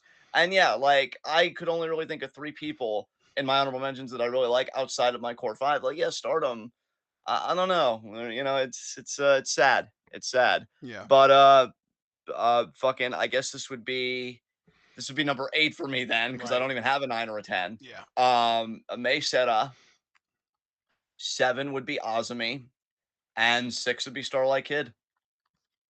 Interesting that you and I had Zoom Zoom and Kid at 6 and 7 respectively, just flipped around. Yeah, yeah, absolutely. All right, so beginning with your Stardom Fave 5. Oh Who man, cracked it, man? this was tough, man. This was tough. At number 5, I I've had her way higher for a really long time. But these last few months, there's been a lot of character assassination going on that's made it a lot harder to support her. But I just can't give up on her, man. Saya Kamitani. Oh boy. I mean, you're better than me cuz she didn't sniff anywhere near my that writing. Go ahead. Yeah, Go ahead. no, You you're tell me right, what and I'm that's exactly why I still have her on my list because I don't want to blame the performer for the horrible writing and creative. But it makes it's hard to not sort of care less or view her in a slightly more negative light with the way that her character has been written, even though I know that she doesn't control that. You know what I mean? No, I get what you mean, like, you're right, but yeah, like, because just like with any television show, it's not like that I could like the actor or actress, but in the moment, I'm liking the character they're portraying, Right. so when the character takes a hit, like, everything is just gonna take a hit regardless, Yeah. even if it's not, like, the actor or actress's fault, like, Yeah. because that kinda happened with Game of Thrones, right? We talk about it all the time, like, how actors, like, they didn't know what was coming in some scripts, or they got surprised by stuff, and then I feel bad for them because I have to wonder how their careers were affected, even though that one time they had like really beloved characters. Same thing here. Kamitani had the world in the palm of her fucking hand, and then suddenly they decided to write her as one of the most incompetent wrestlers I've ever fucking seen. I just it Incompetent, angers me. arrogant, brash. Like they really like it is a full blown character assassination for her. Yeah, it's bad. It's bad. Uh, But she's still a fantastic actual wrestler. Um, and I still feel a deep sense of loyalty and connection with her, yeah, which is why she's even on my list at all. So there you go. She's five for me. but bro, I gotta ask you something. Like, I don't want to press this, but I gotta ask you something as a guy that like jumped on Kamitani like from the go, right from the get go. You think they're just punishing her, man? Because like she's also high speed champion, which just feels so awkward for her. Like you just got done having a really dominant Wonder title reign, so like why I would mean, it you still like I could unquestionably feels like they're cooling her off. The question really is just a matter of are they cooling her off for the sake of telling a story of the phoenix rising from the ashes, or are they cooling her off to punish her? That's the coin flip for me. I'm gonna be generous and say Phoenix, but even then, I wish there was a better way to do it. I wish there was a way to do it that didn't come at her expense because Because of the usually a fan Phoenix. interaction she had recently. Yeah. Well, yeah, yeah, yeah. And then, like, just again, writing as a character, a phoenix rising from the ashes of what? Their own consequences? Because if we did another Queen's Quest betrayal, like, part of me would have hated that too. I think they were just in a no-win situation with me personally, and I can own up to that. But that would have at least made more sense than, oh, so Kamitani, really what screwed Kamitani over was that she trusted the wrong person, and she was headstrong about trusting the wrong person. So that's cool. That's cool. Yeah, it's I feel bad for Kamitani fans, man, and I feel bad for her too because she deserves better writing than this. I mean, again, this is a woman that I feel like was on the precipice of running the goddamn company, Yeah. and now it's like, what the fuck are you doing? Like, Yep. I'm telling you, man, my tone is kind of changed in Stardom. I'm no means like giving up on it or anything because there are still people I'm invested in, as we're about to get to. But yeah, it's just a lot of bullshit. I feel like But both of us have gone from being very enthusiastically in love with Stardom to now almost being in a similar position with Stardom that we've been in with WWE in the past, where we watch for the performers we love and it almost feels like they're being held hostage. yeah, like because with the writing with Kamitani lately, all I'm thinking is, so how does Marigold look to you now? Because I'd Yeah. love to see you and Tommy together, like Yeah. honestly. Yeah. Um, yeah. And Javaris just said in our chat, and I'm glad he chimed in on this. He said, like, to be honest, I haven't watched Stardom since that show where they broke up Queen's Quest. So and you know, like how Javaris is like, once he sticks with like, I ain't watching, it's hard to get him back. And Yeah. so I'm curious, Javaris. I get the 5 star will probably get you back because that tournament does look stacked. But I can't even say that I blame you, dude. I'm glad that Ashton and I do select match reactions because I'd be looking at this and I'd be like, why? Especially when again they're not even translating promos. And like that's hard too, but I digress. Anyway, 5 for me, Micah. I really got to give her credit. I like her a lot. I think she's really solid. I wish promos were still translated and that they were still given more promos because Micah has a personality. I feel like that often gets forgotten about. I mean, Micah, the stuff with Julia, the stuff with Himeka, just like again, those interpersonal relationships. And eh, now it just feels like Micah is just that really, really good wrestler type. Only again because I'm locked out of so much. But even with that, like, she is really solid. Like she's really proven, much like a Damian Priest, she's kind of grown into that world title. Yeah. And I think her and her fans should be proud. And the words of one notorious fan, pop. So that's essentially it for me on Micah. Who is I next on your I list? actually came very close to having Micah at least as an honorable mention. But admittedly, it felt a little disingenuous for me just because it feels Yeah. like I do like Micah, but I feel more Um, it's more fun to like Micah because I know how much Kirby likes Micah, and it's fun to like Micah with you and with Kirby than it is like than I actually like her No, individually. I get that completely, and like I just said earlier, man, I don't like being disingenuous either. So I'm glad you made the right call that was honest with you for Yeah. sure. So yeah, Um, I'm curious who's I will next on your say list. though, my Kamitani loyalty aside, I'm much more enthusiastic about my top four. So Yeah, yeah. now we get to number four, and number four might actually surprise some people, but I have thoroughly enjoyed the work that she's been putting in this run, and I loved her match with Micah. And I've been really enjoying. I always look for her when we are doing card rundowns, trying to figure out what matches we're going to be reacting to. I always look for her to see who she's teaming with, to see who she's going against, that kind of stuff, to see if I can sort of justify wanting to watch her matches. Xena at number four. Nice. I really like that pick. Yeah. In fact, if anything, she probably should have been an honorable mention for me because yeah, she has been doing good Do work you want me this to toss her at the end of your HM list? yeah, I would. 'Cause she's been doing great work this quarter for sure. Yeah. They're this grading period. Yeah. So Yeah. yeah. I've loved her intensity. I've loved how sort of unabashed and in your face she got when she was sort of in the little mini feud with Micah because she was number one contender for Micah's world title. I loved her match with Micah.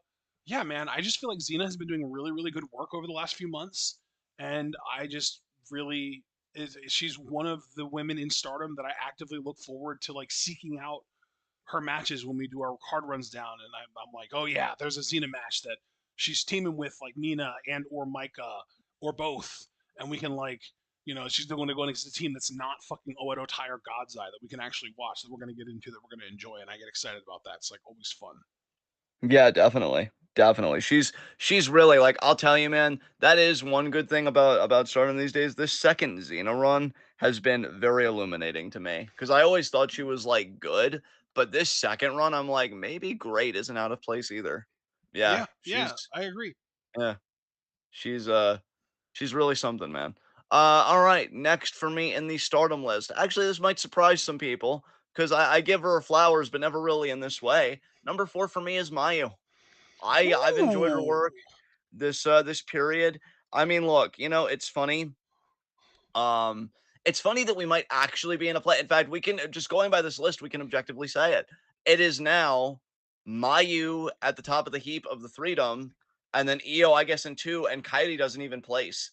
Kairi, I feel like, is in a really weird thing where I'm just not connected with her work at all. I'm wondering, like, if she ever gets excommunicated from damage control, if that would be the start of me, like, reconnecting with her. But yeah, Mayu, I feel like might just be my favorite of the Freedom because she actually made a Fave Five, and Io was at the very tail end of my honorable mentions for WWE.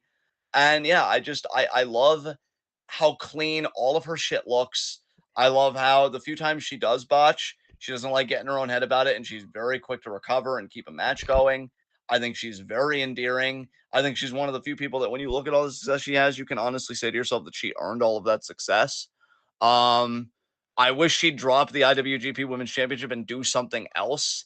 Like I'd honestly would love another story where Mayu maybe tries to go after the world title one more time because I find those stories of people nearing the tail end of their career are a bit fascinating, especially for people like Mayu who clearly have more in the tank. But I know like Joshi Culture and stuff, it's like, well, I want to get out when I'm healthy and this and that and all that stuff. But Mayu's fantastic. To think that she went from somebody that in the Freedom I never really thought about her. yeah, I'm like, oh yeah, she's kind of there. She's just kind of with them. To like, no, no, we might have been ranking it the whole time. She might have actually been the sleeper that was like quietly because I remember when Io was taking over the world. Like even when I didn't know who she was, I would hear that name and I'm like, huh, a women's wrestler doing that well. And I didn't even mean it in a sexist way, but you got to understand, being raised by WWE and how right. women were treated kind of blew my fucking mind, right? Like, wow, a woman getting this much hype. But looking at Mayu, man, legend is definitely warranted for her. I think Manami Toyota would be very proud. I think all the Joshi greats that Mayu follows would be very proud. She's fantastic. I honestly hope, low key, especially now in this new Stardom that I'm not nearly as enthused about. I hope she gets the world title one more time before she calls it a career. Same. I really Well, do. well, Yeah. well. I mean, you know, if if she gets that world title early enough that she can drop it and then go to Marigold next year. Yeah, and I mean, speaking of Money Gold, I mean, Mayu, hell, I'm down to see you wrestle Utami one more time. I will Yeah, never get tired of those two fighting each other. And that if pop, you the middle rope springboard poison Rana spot. Goddamn.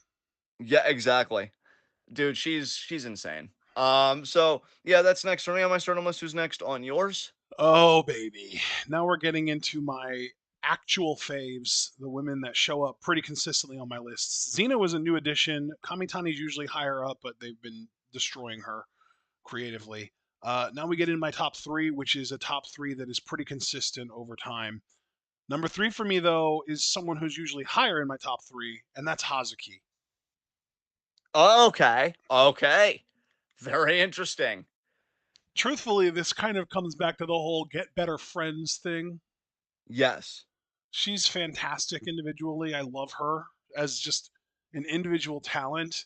If she was to go on a strong singles run, she would be number one on this list, and she would have a really, really, really strong contendership. I don't know the word at number one on my master list for sure. Yeah. But lately she's been doing nothing but teaming with mostly Koguma, if not at least stars in general, Yeah. and it's just not enough saturation. I'm not getting my high enough dose of Hazuki in my Hazuki matches. Yeah. So yeah, honestly, if you had me rank the Stardom women in terms of just pure overall ability between like the in ring, the charisma, the look, the just kind of the overall package as a wrestler, I would be hard pressed to rank Hazuki anywhere below like the top three. I think at this point, Yeah. I think Ooh. like top three for me would be Hazuki, Kamitani, and Mayu. Yeah. Yeah. Just in terms of pure ability, like overall package ability kind of thing, Yeah. she's way up there. But unfortunately, she has horrible taste in friends, and she she I don't know. She spends way too much time with the bear. Bro, your and I's energy, just the way you were just like, I don't know. That is such a mood when it comes to stardom for me. I'm like, yeah, I don't know. I'd like this person to do something, but they're not. So what can you do? It's just like that dejection because you know how good they are and you know they deserve better. Like I'll even say, and you know I'm not a Hosky stan by any means, but I would like to think that by and large I do know talent. The idea that she's still doing FWC shit when I would love for her to be really aggressively pursuing the white belt at the very least is a joke to me. Yeah. Like, one, you already won the goddesses belts with Koguma twice. Now I know that they got the third run. I'm saying like prior to that, like why go for the third run? You know, like what were you really gonna do that was gonna be that different? Oh, you ended up putting over Shuri and Konami. Cool. Nothing against them. I'm actually excited about that goddesses team, but like no other team could have done that. Like, what team did they even beat to win the titles, FWC? I forget. Who did they even fucking defeat? Oh, that's right. It was fucking Mei Seira and fucking Suzu? so yeah, Suzu Suzuki. You're telling me that you couldn't have done Mei and Suzu versus Shuri and Konami? That would have been a fucking banger. Not saying that this match wasn't. We didn't watch it. I don't know. But like, I feel like if it was Mei and Suzu, we probably would have watched that even. Like, Yeah. I don't know. Sounds pretty fucking dope to me. Stop wasting Hazuki's fucking time. Like it's just I'm telling you, man. Like it just gets frustrating. It just gets really frustrating. But anyway, um, yeah. Again, I know I'm not a Hazuki stan. I apologize, but I just had to put my 2 cents in because you're absolutely No, right. dude, you Yeah, might like not yeah, claim to be a Hazuki stan, and maybe you're right. Maybe you're not one, but at the end of the day, yeah, you're speaking truth to us. You're speaking truth to yeah. the Hazuki stans, No, and we appreciate it. well, because like I want to see the white belt run. God damn it! You know that was like the belt Hmm. she was supposedly obsessed with, Yeah. and like hell, when Utami was world champion and she came back and challenged for the world title, those were some of Utami's most underrated matches in my mind in that title reign. Like go back and watch them, guys. They're genuinely great fucking matches because that's all Husky knows how to do is have genuinely great fucking matches. But oh, let's stick her with the bear. Kiss my fucking ass. I think honestly, Um, dude, I think I'm still sort of clinging to the version of Hazuki that we got in the triple threat Mercedes Monet match last year and the five yes. star a couple years ago. Yes, yes, and I don't blame you because that Hazuki kicks ass, Yeah. and she didn't go anywhere. But you know what did go somewhere? The writing. That's what went somewhere. So yeah, sorry, Hazuki. Just genuinely, I'm sorry. Um, Next up for me, Sauriano. Nice. Another person that I don't really understand what the fuck is happening because you lose the white belt to some outsider rather than just building up to a really amazing rematch with Hanan, which we'll get to that later. Um, but she's great as an individual. She's great. She does everything right. Has an amazing look. I think she's probably one of the, and I've said this before, and I'll say it again. I think she's one of the most underrated people in Joshi right now. Because I think when you think about really great Joshi, like I feel like Sally Ano is the closest to like a Christian Cage in Joshi to me. Because like she's so good, even as a personality. Like I like her, even though again it's weird to talk about promos, especially now that we've been locked out. But I like her like icy demeanor that just seems to be a facade. But like with the right people, she does let that down and she shows her own brand of care.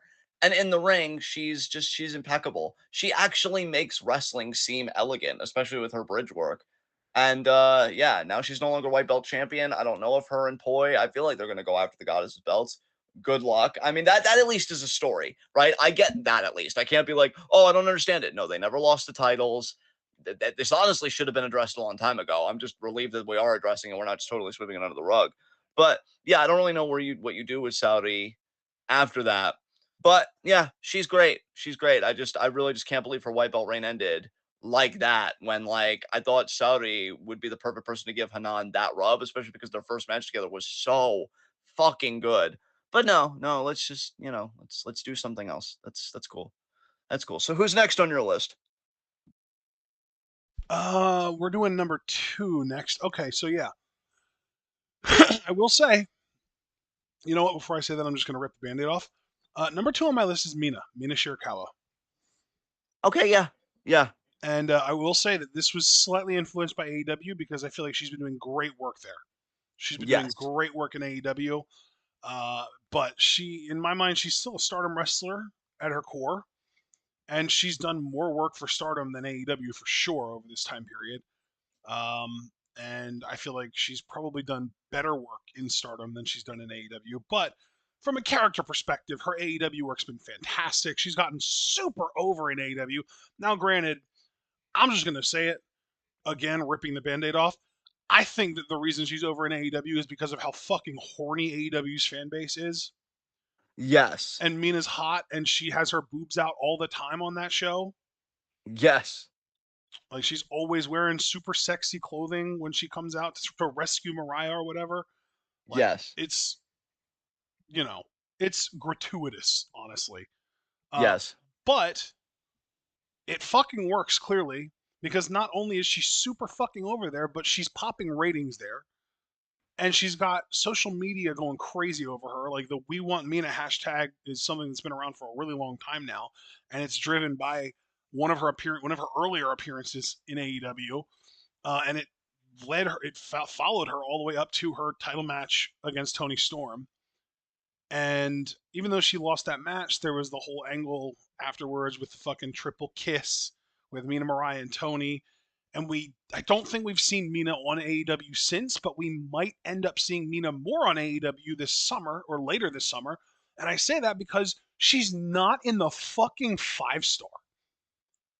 I just fucking why? I literally the only excuse that Stardom could possibly have for not putting Mina in the 5-star is because AEW decided that they wanted to use her and she agreed to work in AEW under the condition that she would be excluded from the 5-star. And it was her decision. That is the only excuse, in my opinion, that is valid for Stardom not including Mina in the 5-star, because literally any other reason to me, fuck you, Taro Okada. Fuck you. Yeah. 1000%. If that is the case, though, if Mina did say that she would prefer to work AEW over working the 5-star, then you know what? We've known that for a long time she's wanted to spread her wings and work on a more global scale.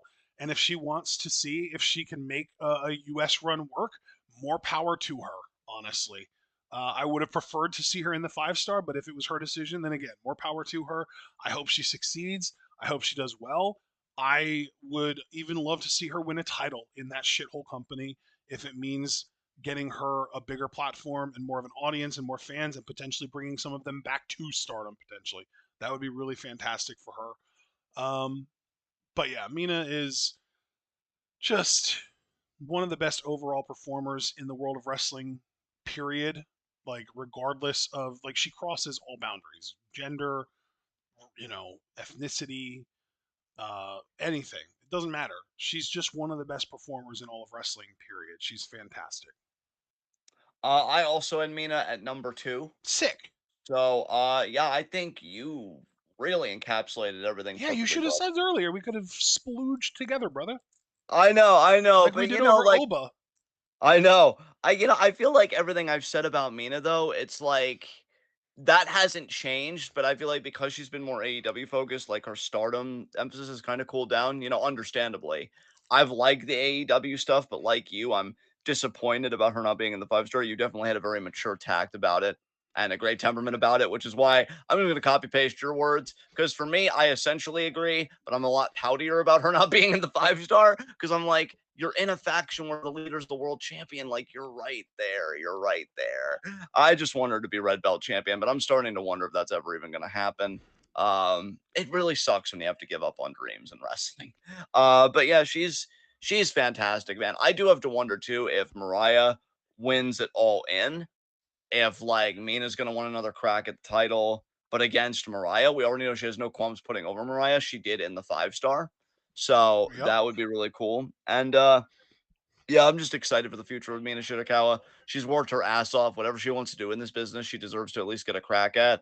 And yeah, I'm very fortunate to watch her and to call myself a fan of hers. So with that said, do I give my number 1, or I guess it goes back to you, right? Since I shared number Yeah. 2. So who's your number 1?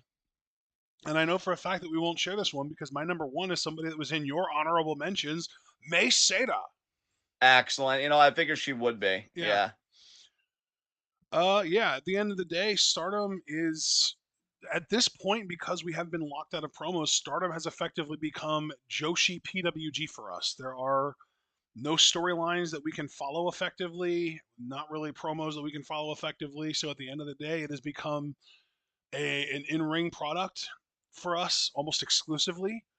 And there is nobody in Stardom who is more compelling to me in the ring than May Seda. She is absolutely incredible.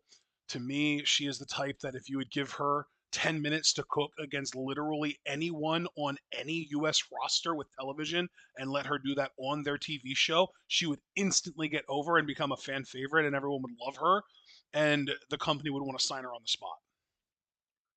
I love how you've adapted to our changing circumstances. Like understanding that Stardom has become more of a purely in-ring product that we react to. You shift the paradigm accordingly. Also, again, I know like Hazuki got kind of cooled down this month, just been like, or this quarter, and just kind of Mm-hmm. teaming with Koguma because she also clearly checks the in-ring box, like no question about it. But like even putting that aside, like anybody that, again, I say we do tell on ourselves. Anybody that listens to our Stardom Live reactions, you fucking love Mesera. Like I knew her being number 1 for you because is this the first time she's made number 1 actually, or has she Oh, made 4? Because if yeah, I think it is. yeah, like I was gonna say, it was only a matter of time to me Yeah. because like I do adore Hosky, but I'm like he really likes May, and like I've She always was given number two yeah last November, yeah but Hazuki was one then. yes. Or no, So she's actually, yeah. wait, let me look again. Yeah, Hazuki was one then. Okay. But yeah, like, I just look at it and I think, yeah, it was only a matter of time. And I'm happy that, yeah, you decided to do it here, given the paradigm shift in stardom. So yeah, man, I really appreciate that. Number 1 for me, Hanan. Yeah. Um, Nice. That's I'm gonna be wonderful. honest, it kind of hurts though, because this is the first number 1 I can remember where like I still give it despite them having been cooled down in a grading period. I don't think Hanan has had the same heat. And like not her fault because I think crowds are still into her and stuff. I don't mean like that. I just mean in terms of the character's momentum. It has not been the same since losing to Salariano for her white belt title shot. Um, like I think she even lost a tag match recently where I think she might have even eaten the pin, and you and I were both shocked that she ate the pin. And we're like, what the fuck is going on with Hanan? Because, a Yeah, minute because it kind ago, of felt like between winning the Cinderella and challenging for the white belt, it kind of felt like she was moving up the card in more of like a permanent way. And then yes, she ate the pin yes, in that match, and it felt like, oh, maybe she's still kind of on the lower end of the mid card after all, and that was just kind of like her getting too big for her britches almost. I mean, dude, it sucks, man. Cause like I fucking love that match. And like I wasn't even like devastated that she lost, right? Like, yeah, I licked my wounds, but like just purely from a fan perspective, I thought it was gonna be a part of a longer story of like, okay, well, Hanan just gotta earn her way back up, and she will, and then she'll be like Saudi, I learned from our first match. And then she goes and she keeps losing. Saudi loses the title, and I'm like, oh, so we're just not doing this then. And like, god damn it, man. But I'm telling you guys, Hanan is it, man. Like, I think about a future ace for this company, and I know a lot of women are always passionate. You see that same passion in Marigold. Like, I'm going to be the ace. No, I'm going to be the ace. Hanan, to me, it's not that she has the Oh, widest gap between her dude. and everybody else. So here's the thing. There was a recent Sendai Girls event, which obviously because it was at Sendai Girls and not a Stardom show, you and I are not going to be reacting to it. There was a Sendai Girls event that Saori went to challenge Mika Iwata for both the Wonder of Stardom title and the Sendai Girls World title that Ano won. So she got the Wonder title back. Oh, nice. Okay. Yeah. Well, So that's I great. want to I do want to say I do apologize to you, Javaris, because I know you said something about that earlier, but I didn't know that it was at a Sendai Girls event. I thought that you were spoiling Stardom, which I wouldn't have been cool with because we are still reacting to Stardom actively, even if we're not reacting to every match. I still don't want to be spoiled on Stardom stuff, but because it happened at a Sendai Girls event, and that's not something that we would have reacted to anyway. Yeah, that literally just happened yesterday. Ano beat Mika Iwata on a Sendai Girls show, not only for the Wonder of Stardom title, but also for the Sendai Girls World title as well. So she is now a double champion. That is crazy, Anna. Way to flex in the ninth inning. Jesus Christ. Yep. So half the puzzle is back in place, but we need Hanan still to get built back up. And I'm hoping they do that because I'm telling you, like, she has all the good. She's got an amazing magnetic look. I can't judge much on promos with anybody anymore, but she just comes off as very endearing and very sincere. I love the tag team with Mayu, Eye Contact. If you're going to take any detour, make it be a goddess's detour. Eye Contact versus Konami and Shuri would fucking slap. I Yes, will be there. please. Okay? I will fucking be there. He will be there. We'll all be there. And we can pretend that it's old Stardom. And especially if Eye Contact wins, then you can really push the fantasy. And I won't think anything, Stardom. We can. I promise you that. Fucking Okay, Bushi Road, man. Fucking Bushi dude. Road. Fucking. I want to do some kind of a play on the words Bushi Road, but I'm too fucking tired and too fucking bitter. Fuck you. Uh, so yeah. Hanan is great. She made me believe in things again, which I Oh, realized was my fault because Stardom betrayed oh. me. So Hanan, look, I'm not going to do the unhealthy thing where I blame you. I want you to know that you're one of the most beautiful things to ever happen to wrestling, and I hope they don't break you. I really do. Because she's 20 now, right? Like, Hanan? just, or is she 18, right? Is she 18, 19, or 20? I forget what age she is. I'm kind of blanking on what age she is. Is she 20? I feel like she's She 20 will already. be 20 in August. Oh, so like, okay, so next month practically. She's like right fucking there. Yeah, Um, four so yeah, like weeks. Hanan, I just want to remind you, they're grateful to have you. And if you're really committed to being the ace, I am supporting you with my last fucking breath. But always be aware of your surroundings, right? It is okay. None of us will judge you if you look around and you're like, this company kind of sucks. And sorry, guys, I'm leaving. Because for one thing, if you show up in Marigold, I mean, I don't know. I'll maybe sort of kind of cry in public. It's whatever. I'm a man. It's healthy masculinity. Fuck patriarchy. But second of all, if you were like, wrestling's kind of a seedy business and I want to be a good person. And so I think I'm just going to, I don't know, work in an animal shelter or help homeless people. I will cry again, mainly for faith in humanity. So really, Hanan, you cannot lose with me. You are cool with me for life. Bushi Road, Go fuck no, yourselves. no, yeah, no, like, no. When capitalism dies, I'm saving you for last, Bushi. I didn't think I would. I really didn't think I would because I already had one sick, fucked up fantasy that Ashton knows about. But no, actually, Bushi Road, just because you kind of made it personal with me with Queen's Quest and like everything else, and I'm sure Utami left because she saw a sinking ship, and she's an intelligent person. Like, no, you'll come last. We'll have fun. So yeah, Hanan, Oh. do what you got to do. Do what you got to do. But I really hope they start pushing her again because I'm really getting sick of this fucking shit. And I really want that Hanan Ano rematch. So we'll have to see how that goes. But yeah, Apparently, by that the rounds way, out. apparently that Sendai Girls show that Ano beat Iwata on was the same show that we got Big Hash versus Jordan Grace on. That is fucking crazy. Yeah. Is Damn, Sendai that's a Girls like stacked new show. Stardom right now? What the fuck are you doing, Sendai Girls? What the hell?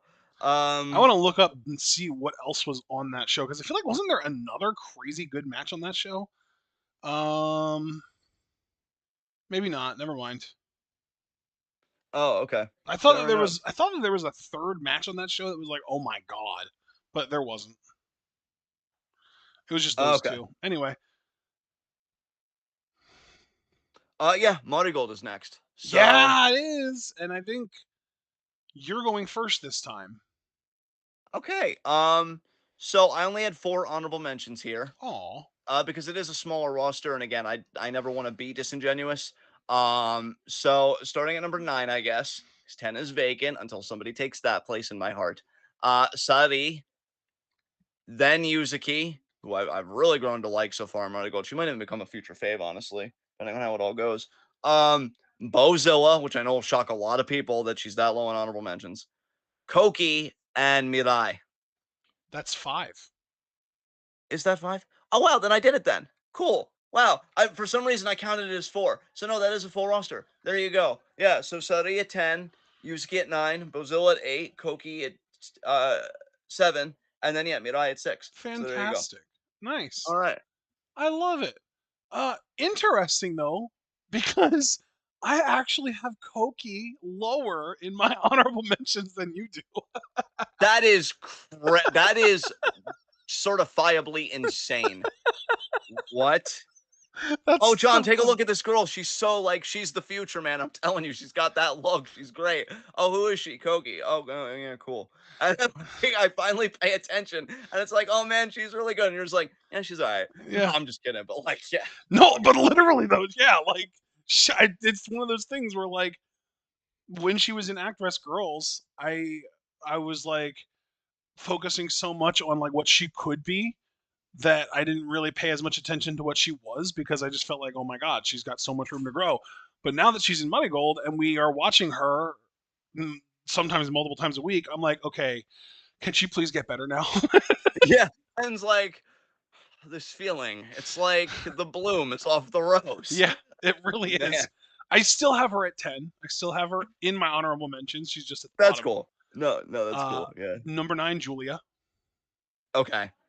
Then I've got Nagisa Nozaki. Nice, nice, Then I've got Misa Matsui. nice.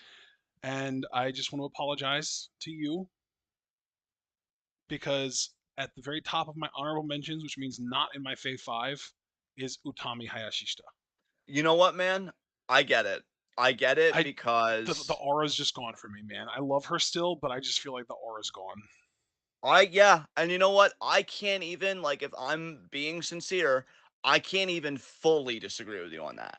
Like I still feel like there is something there with Utami, and I'm curious because I know that she's gonna be flirting in that world title picture sooner rather than later. Yeah, Like if she can get that aura back, but I can understand why you and other people I'm sure would have that sentiment because and that's why I'm dude. even angry at Stardom because dude, let me just put it to you like this before we get into like my list, right? Because I know I'm opening with my list when Utami was in Stardom and they did Stardom and Sunshine, the cage match that I have never shut the fuck up about since.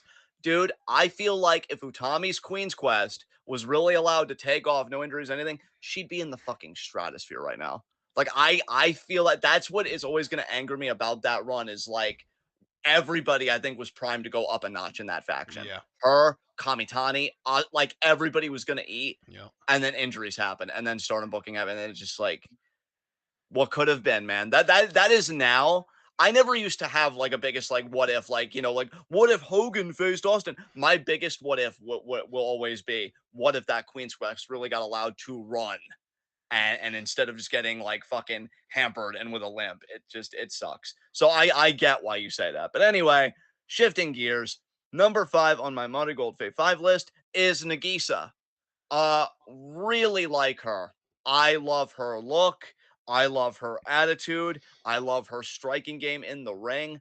She just feels like I wouldn't say as good as these people, but she definitely gives off to me like a Julia slash like Maya Yukihi vibe. Yes, I Just love in the that. sense of Yeah, like the arrogance and stuff. Now, again, I still feel like Julia and Maya are above her. I agree. Um, Especially but Maya. Julia, it's weird because like I don't know. It's such a weird thing with Julia. Do you mind if I go on a tangent? bro, it's our show. You can do whatever the fuck you want. Go on Well, that I tangent, know brother. it's our show, but it's also not my show. It's our show. That's why I asked you. Dude, you have the floor. Go ahead. Go nuts. So it's weird with Julia because I feel like she probably has one of the best looks among women in all of wrestling right now, which I think has done her a lot of favors. But I feel like she still isn't like a fully polished, complete product. Like I feel like she still gets sloppy in the ring. I feel like she still has like really awkward moments, both in the ring and when she's trying to talk a lot of the time. Like she's if she's just standing there looking like herself, she gives off ace energy fully. But as soon as she actually has to do something, I feel like the aura dissipates a little bit. It's kind of weird, Damn, honestly. that low key, dude. That low key, just to like hang on that. That low key is a sick burn. It's like, when you're a mannequin, you look great, but the moment you achieve animation, like you're animated in motion, like, I oh, mean, dude, yikes. low key, it's literally like early career Roman Reigns, where literally like he had the look, and like everyone knew that he would eventually get there, but like right now he's only just kind of there, like somewhat in the ring and definitely not on the mic. I'm kind of like I think Julia is definitely further along now than he was back then. But like, yeah, man, I feel like Julia. It's weird because I do think that Julia's had some fantastic matches. I don't want to act like she's not good in the ring at all. Yeah. But like, if I had to rank the women in Marigold as far as their in ring goes, I don't know for sure that she makes the top 10. You know what? That's I think that's fair. I think that's fair. Yeah, Marigold is in such a weird place because they definitely have quality workers, but we've already talked about like how that roster pool just feels so small still in a way. yeah.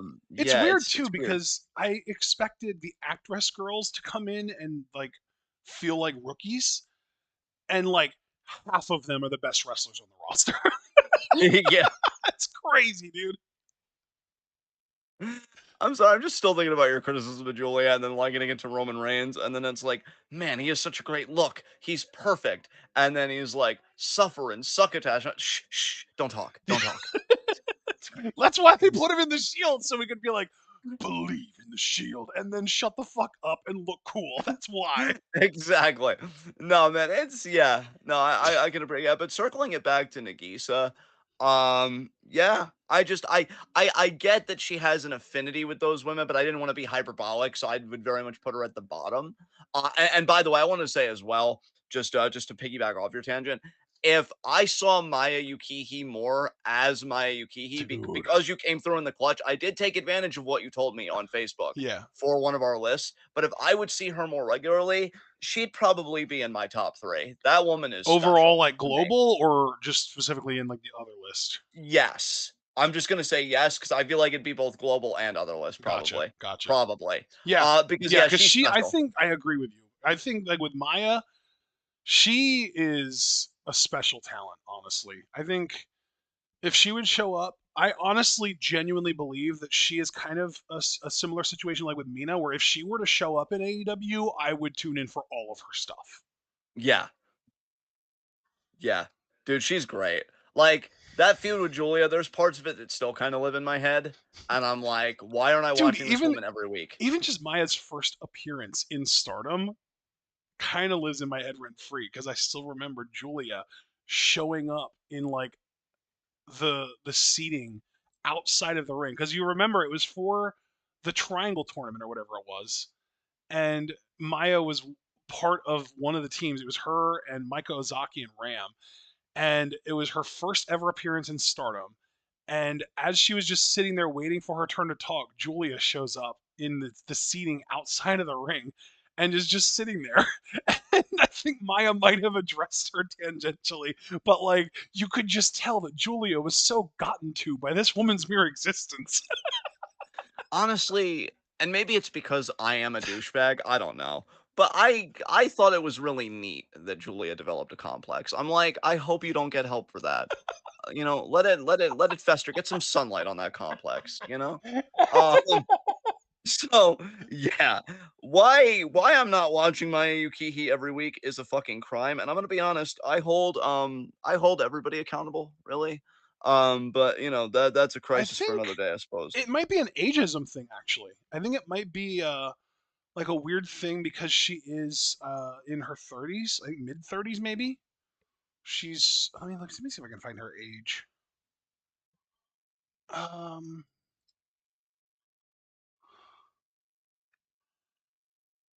Oh my God, she's literally 34. She's 34 years old. Um. Listen, man. So I just to be Yeah. clear though, I'm saying this because like even though both Stardom and Marigold have mid 30s and older women on their rosters, I don't know how excited they would be to sign someone who would kind of demand main event status right away, who's brand new to their product at that age. Um, okay, this is where I'm gonna get an excessive amount of I tone. love this. First of all, as somebody that's 32 and looks like a bag of milk, I want to thank Maya Yukihi for single-handedly redeeming the 30s. Because Jesus fucking Christ, I wake up every day and I'm like, so when is it finally gonna happen? By which I mean The meteor. cessation of my existence or the meteor. Yes, one or the other. Because Jesus Christ, aging fucking sucks. Second of all, when you're that talented, okay, and now look, that's the thing. When you're that talented without the power of the pencil, I'm always a believer, mainly because I still want pro wrestling to have a union. List of things that'll never happen before I die. I don't blame Maya for potentially coming in this hypothetical and being like, "Give me main event status." Yes, should be the only response to that I mean, yeah, question. she Yeah, 100% deserves main events. Like, dude, here's my thing. I would, I'm hoping that the sort of thinning out of the Stardom roster and the very shallowness of the Marigold roster leads to Maya signing with one of the companies, preferably Marigold, at some point in the next year or two. I really hope that happens. I really do. But I'm yeah, just wondering if maybe the you know the lack of necessity might be why she hasn't yet. yeah. Well, you know what? No, I'm gonna behave myself. You don't need to behave yourself. Say it. Fuck it. No, no, no, I'm fine. But I just want everybody to know that this clearly says something about my relationship with most wrestling when I'm like, I really want to be aggro because I'm not getting the product I want. Which, I mean, my God, I promise you all, I will touch grass eventually. I'm just waiting for it not to be 108 degrees. So, yeah, but because Monty Gold has such a weird roster right now, if they would pick up a Yukihi, if they would pick up a Oh, Kamitani, like if you have a strong main dude. event scene, the mid card will happen, I feel like. I And know, yeah. dude. That's like if I feel like Maya Yukihi to Marigold is a match made in heaven, especially once Julia goes full time to NXT. Because from what I understand, Julia and Maya don't really get along like for a shoot. Yeah. But once Julia is gone, and we know that's going to happen sooner than later, once Julia is out the door, that opens the door and leaves it open for Maya to enter. Please, please, Rossi. You literally brought her in, and maybe it wasn't even a Rossi decision. Maybe it was a Bushiroad decision. I don't know. But they literally brought her in against Julia's wishes. Like, they clearly wanted her enough that they were like, Julia, we don't give a fuck what you want. We want her instead. Julia, get over it. Yeah, literally, they were like, Julia, you're defending against the title against her, and yeah, that's the end of the story. Fuck you. But I said fuck you. Door slam. God. Uh, God, no, I'm not the problem. The world's the problem because I see the wrestling that I'm being denied, and everybody else wonders why I'm unhinged. It's you fuckers. Give her the fucking Marigold contract because Sukeban, their events are too few and far between, man. I I keep forgetting that know, Sukeban even happens. And bro, dude. if you We look, just got our yeah, third Sukiban show, and their first one was in September. bro, and if you look on Cage Match, like, and I know Cage Match isn't representative of the entire fandom. Ratings on these shows aren't good, bro, and especially because they're few and far between. That probably doesn't help to build a core base that like knows what they're about.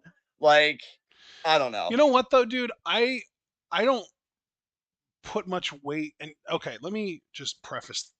First of all, I do think that cage match ratings are valid to a certain extent because I Yes. do think that they do a really good job of showing common sentiment on the internet about how good a match was. I just want to say that right away. And I do Yes. think that that also matters to a certain degree, but I think that degree is probably smaller than most people think it is.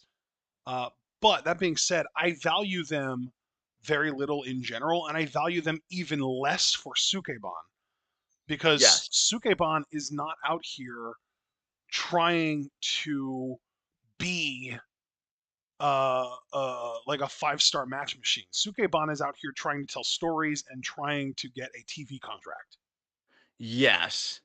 So, you know, that's Which God, I really do hope. Again, I know I said this before, but I really do hope they get that TV contract because, like, I feel like that would be me, like, kind of pressing the reset button with them and being like, okay, now you're on TV. Now you can do like really everything you want to do. Show me Sukeban, right? Because I yeah, feel like it's almost unfair to hold against the company like doing these like small time, like let's just call it what it is, like indie show type things, yeah, because that's only to get the attention of the right people. And then when the right people are like, oh, you know what?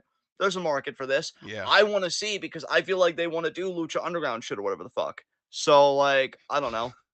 Yeah, I just want to see it. Kirby Freeman in chat said that he still believes Sukeban is a money laundering scheme. Kirby, you need to calm down, man. I can only I pop know. so You many know what times for though? one of these I want more details. How exactly would Sukeban be a money laundering scheme? Because I've been learning more about money laundering lately, and part of me really wants to actually just believe that Kirby might be right about this. Oh my god. Kirby, bonus points of you detailing in the Discord so I can go back and read it as many times as I want and pop because I guarantee you this is going to be insane and I love it. So share it for everybody, Kirby. Yeah, share it for fucking everybody.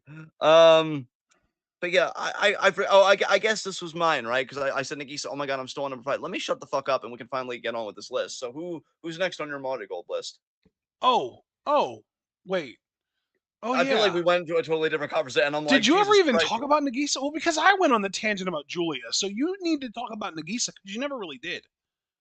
Well, no, just that, yeah, no, I love her strikes. I love her attitude. I don't really care much for Chiaki, but if she won the tag titles with her, I think it'd be cool. But I look at Nagisa and I see honestly a future United National Champion, maybe even like a short run with the world title, even if they really wanted to put it on like, a heel that could just cross the bridge over to the next big babyface you want to give it to. Yeah, I think she's got the good man. She's very well rounded, and yeah, I like her. So there you go. So who's next on your Money Gold list? Well, I'm starting my Money Gold Yeah, list at yeah. number Who's five. starting your official Yeah, 5 on your number Marigold list? five. Yeah. I wanted to tell Javaris earlier that he and I actually shared a number five because he actually said earlier that his number five in Money Gold is Bozilla, and so is mine. Oh, cool. I like that. Okay. Yeah, I really like Bozilla. I think that there's a lot going on with her. I think that she's got a lot going on for herself. I think I think I even said recently, it might have even been on what was the show lately? Golden something or Sun Go, something? yeah. Summer Destiny. Summer Destiny. God, I'm so bad at names. I'm sorry. It's okay. It's But okay. yeah, I think I even said during our Summer Destiny live reaction that I loved Megan Bain, and I think Megan Bain is a fantastic talent, and I think that any promotion would be lucky to have her and could potentially even build a division around her being like an undefeatable monster heel. You could make a baby face out of someone who just beats her at all. But I think that Bozilla does what Megan Bain does more effectively than Megan Bain. Right. And You have made that point. Yes. yeah, Yes. because I think that Bozilla is bigger and stronger and more intimidating than Megan Bain. And Yeah. I think that uh, I think there's. Do you remember? God, I need to stop going on tangents. I'm sorry. No, dude. It's fun. It's fine, man. Okay. No. Do you remember what one of my biggest gripes about Ryback was when he was still wrestling as a wrestler? Oh God. Honestly, bro. No. I'm just gonna save Okay. time and say no. Thank you, honestly. If you didn't have an answer, I'm glad that you just said you didn't know. It was that he sold too much. I didn't like how much he sold because he was supposed to be kind of like a Goldberg figure, where he was like this unstoppable monster who ran through people and beat people in 30 seconds and stuff. And I hated how much he sold. I hated that he took bumps as much as he did. I just really was not a fan of the fact that he looked as mortal as he did, as often as he did. And I actually have a similar problem with Megan Bayne. I think that Megan Bayne is too good at selling and too willing to sell and bump. And Bozilla fixes that shit. Bozilla barely sells, barely bumps. And it's not because she's not willing to do it, it's because she's smart about when to do it. Because we've seen literally on Summer Destiny, she sold and bumped for Miku Aono a very effective amount, in my opinion. She made Miku look great in that match, and Miku did win that match, even though it wasn't by, being dominant over Bozilla. She caught Bozilla. And I love that too because Bozilla is still relatively fresh to the business. She's still, not a literal rookie. This isn't her first year, but she's a relative rookie in the sense that like she has wrestled a very limited number of matches and she's only been in the business for a couple years. And I thought that that was really good storytelling and a really well executed match on both ends. And one of the two ends that I'm giving credit to here is Bozilla. I thought she did a great job there. So yeah, Bozilla I think plays the unstoppable monster heel better than Megan, even if I do think that Megan is a better wrestler than Bozilla, if that makes sense. No, I think I get what you're saying, man, and I can definitely appreciate it and sympathize with it. I'm glad that you gave Bozilla that level of love. Again, she was only an honorable mention for me. Definitely on the higher end. She was like middle of the pack in terms of honorable mentions, and I can only see her climbing that. I mean, her being 20 and already this good is insane. Like that, it really scares me. Like if she sticks with it and she's really open to learning, Yeah. how good she'll be at 25. I mean, nobody's as good as 25-year-old Obafemi, but I digress. I hope Uh, that Charlotte Flair sticks around long enough to get utterly dominated by Bozilla in WWE. That would be delicious. All right. Number 4 for me is Misa Matsui. Nice. Yeah, not the inaugural super flyweight champion. I was about to call her that, but we know that Shozuki beat her for it at Yep. Summer Destiny. I still think Misa's insane though. She does a lot of really cool high flying stuff. Um, You still there? Oh no, did we lose him?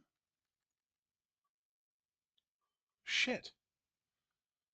I'm gonna message him.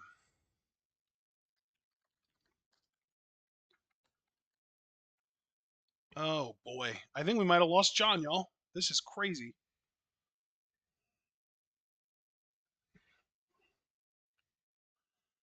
I'm gonna message him text wise.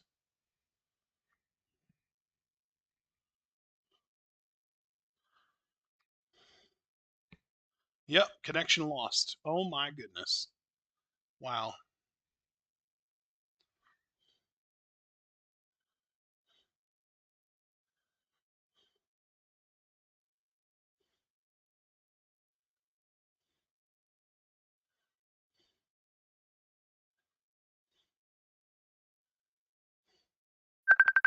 There he's calling back. Okay, good.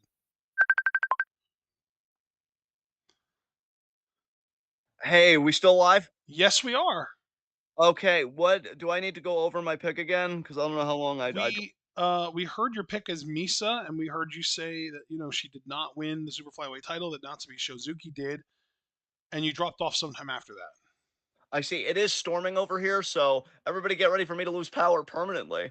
Um, Why would you say but permanently? What? well, it might happen. I just don't want to give you all any hope. Um, so yeah, well, don't sigh at me, young man. But yeah, Misa, she's cool. I was giving her credit. See, I figured I must have dropped off, and I'm like, oh god, I hate when I have to reprise because I feel like I say things pretty well, and then I got to say them again. It's like fuck. But I did give her credit for like the pin double stomp sequence that she does because I even mentioned how I Oh know you yeah, don't like when the people go for victory roll. excessive pins. Yeah, exactly. But like she does successive pins, but she does it interspersed with offense, so it almost gives like that layer of like credence to it. Like, oh well, I Stay don't know. down. Exactly. Like they're too busy wheezing, so clearly this time they'll stay down for 3 seconds. And yeah, I just like it. It just she makes wrestling especially given that she does like a high speed variety, which I know they're not using those terms, but I mean, it is what it is. Kind of this veneer of coherence and credibility. It's not just doing spots for spots' sakes. Like there's a logic to it. So yeah, I think she's really good. I'm looking forward to seeing more from her. I'm looking forward to that Shozuki rematch for the title, which I'm sure will happen, sooner rather than later. Yep. And yeah, I just wanted to give her credit. So, who's next on your list? Number 4 on my list is Mirai, actually. Surprisingly. Nice. Yeah, I'm surprised myself, honestly, that she's been as good as she's been in Marigold. She's really stepped up. I feel like she has gotten herself into really good shape. I feel like her in ring has really kind of sharpened up. I feel like she's gotten really like fine tuned in the ring. I feel like I'm seeing more charisma and more character and more personality from her. Yeah, man, her transitions have gotten absolutely fucking incredible. Um, yeah, man, I think honestly, we talked about Julia maybe not making that top 10 in ring wrestlers list in Marigold. I might be top 4, top 5. She's up there. She is really, really Yeah. good. I think if we were talking strictly in ring, I might even rank Mirai above Utami right now, honestly. Yeah.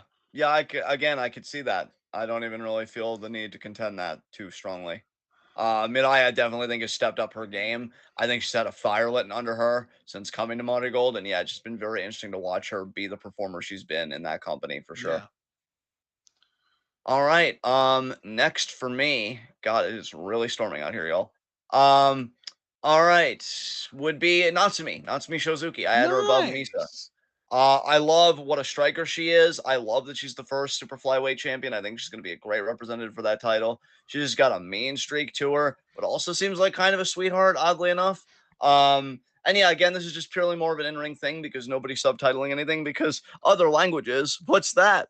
Which, honestly, to be fair, because as an English speaker, like we kind of had it coming if we're just being real. So yeah, Shizuki is number 3 for me. Just love her, and she might even be able to climb higher. I don't know, but I'm very confident in my top 2. So, who's next for you, bud? Next for me is going to be number 3, Sari. Oh my God, relax, but also don't. Anyway, yeah, talk about it. Yeah, it's Sari. She's a real dickhead in Marigold, and I absolutely love that for her.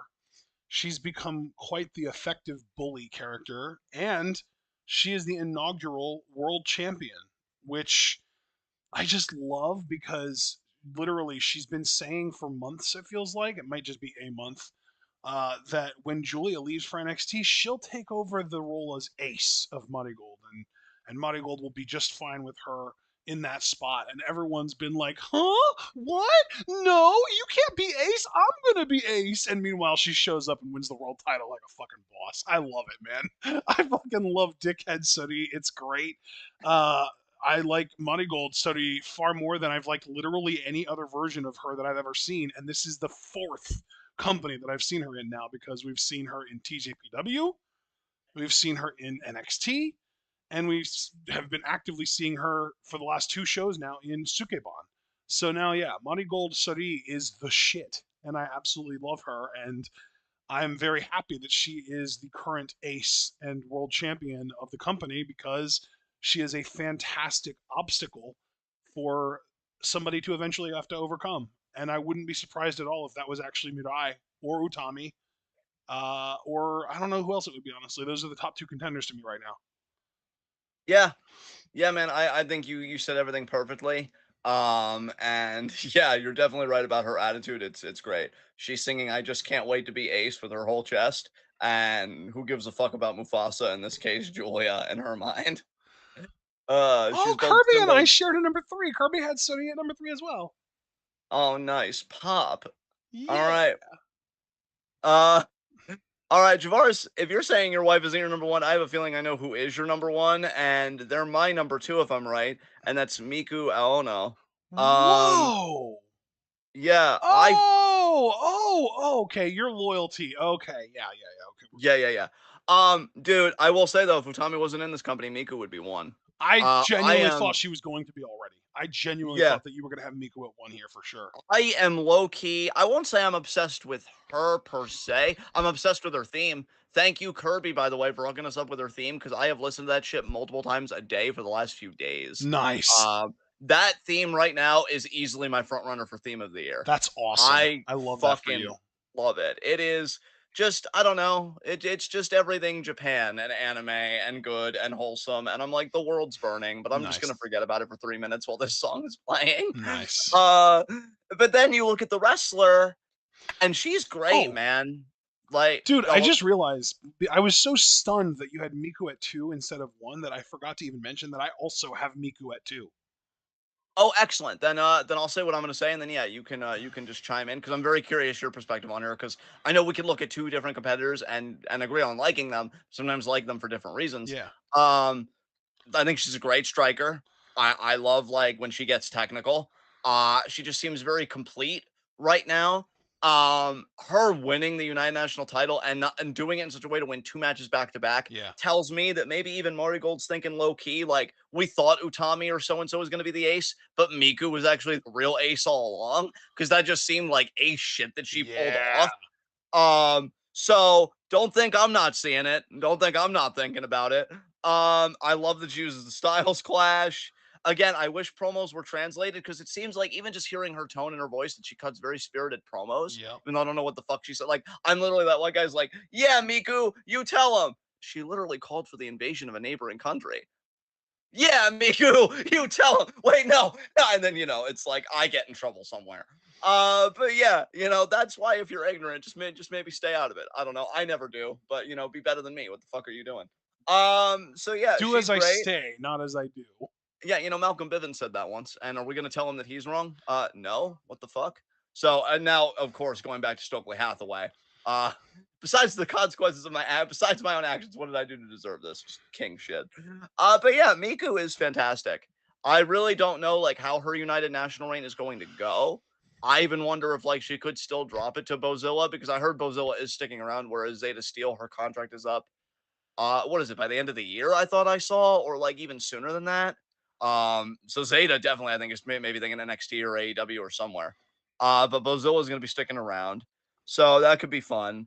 But yeah, Miku, I already said if she's going to be Marigold's true ace, which I'm not discounting, you were talking about. Oh, everybody has Miku at number two. That is crazy. Um, Dude. Well, no, not Kirby. Kirby has Misa at number 2. oh, okay. Still pop, But but still, yeah, you, you would me, be at and yours. Javaris all have Miku at number 2. But yeah, like I even said at Summer Destiny, I could see her being a Grand Slam champion. Like it's nuts. Like I see her doing everything. Yeah. I don't know if she even qualifies for super flyweight, so I'll say it like this: if not Grand Slam, certainly every title that she's viable for, I just see her having a run with sooner or later. I'll put it like that. And yeah, I honestly wouldn't even complain. She is talented as fuck. So I'm curious what you think about her since you also had her number two. So please have the floor. Yeah, man. I've really, really enjoyed her work. I think that she's been a definite contender for revelation of the year for me without a doubt. Yeah, Honestly, if it wasn't for Oba Femi, she'd probably be, um, you know, maybe running away with it, or maybe like at least top 2 as far as running away with it goes, because yeah, she is really something special. I do agree with you that she definitely has ace energy. Um, yes, it's kind of yes. funny because like while we were talking about like Utami and Bozilla and stuff earlier, I got to thinking like who are our next contenders going to be? And I honestly don't. I think I want Utami to be Miku's next challenger. I want that singles match bad. Yes. Yes, that match will cook. Yeah. Yes. And I think I want Bozilla to be Sodi's next challenger because they were tag partners at the first show. There you go. That'd be interesting. Yeah. Yeah. But yeah, man, I really like Miku. I think the thing that really got me to come around to go from like quietly acknowledging her as being really good to just actively becoming a fan of hers was the series of matches with Mirai because like I know what Mirai is all about. I know that she's sort of like a powerhouse and that she's gonna throw lariats and shoulder blocks and shit. But what surprised me was that Miku was able to go toe to toe with her on those powerhouse moves and not lose. That really fucked with me.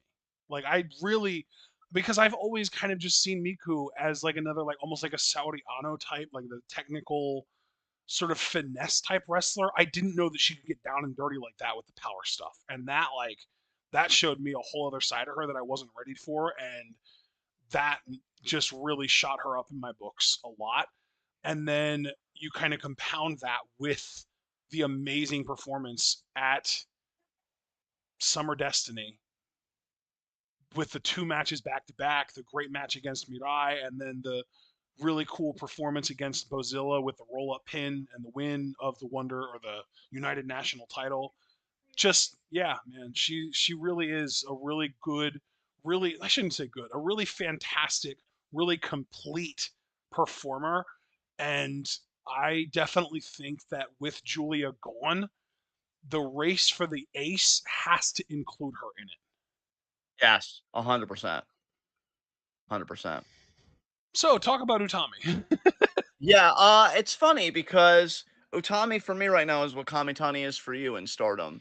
In the sense that I even agree that the aura is gone, and that she does feel like she's cooled down a lot, but I still think she's a fantastic wrestler. I still think she loves this fucking business, and I think she wants to find her way again to having that aura and that fire. And I believe she can recapture it, and it's a hard thing to recapture. But I think, hopefully before the end of the year, we could say she got it back, and we'll have to see. But yeah, like I love her so much. I was actually disappointed. I shouldn't have been because I should have seen it coming, but I was disappointed when she lost to Io. I'm rooting for Utami in every situation she's in, every single one. And yeah, I don't know. I wish I would know how she's doing personally, because you never know, especially in this industry. I mean, we just saw Kamitani and Lady C get fucking harassed by fans.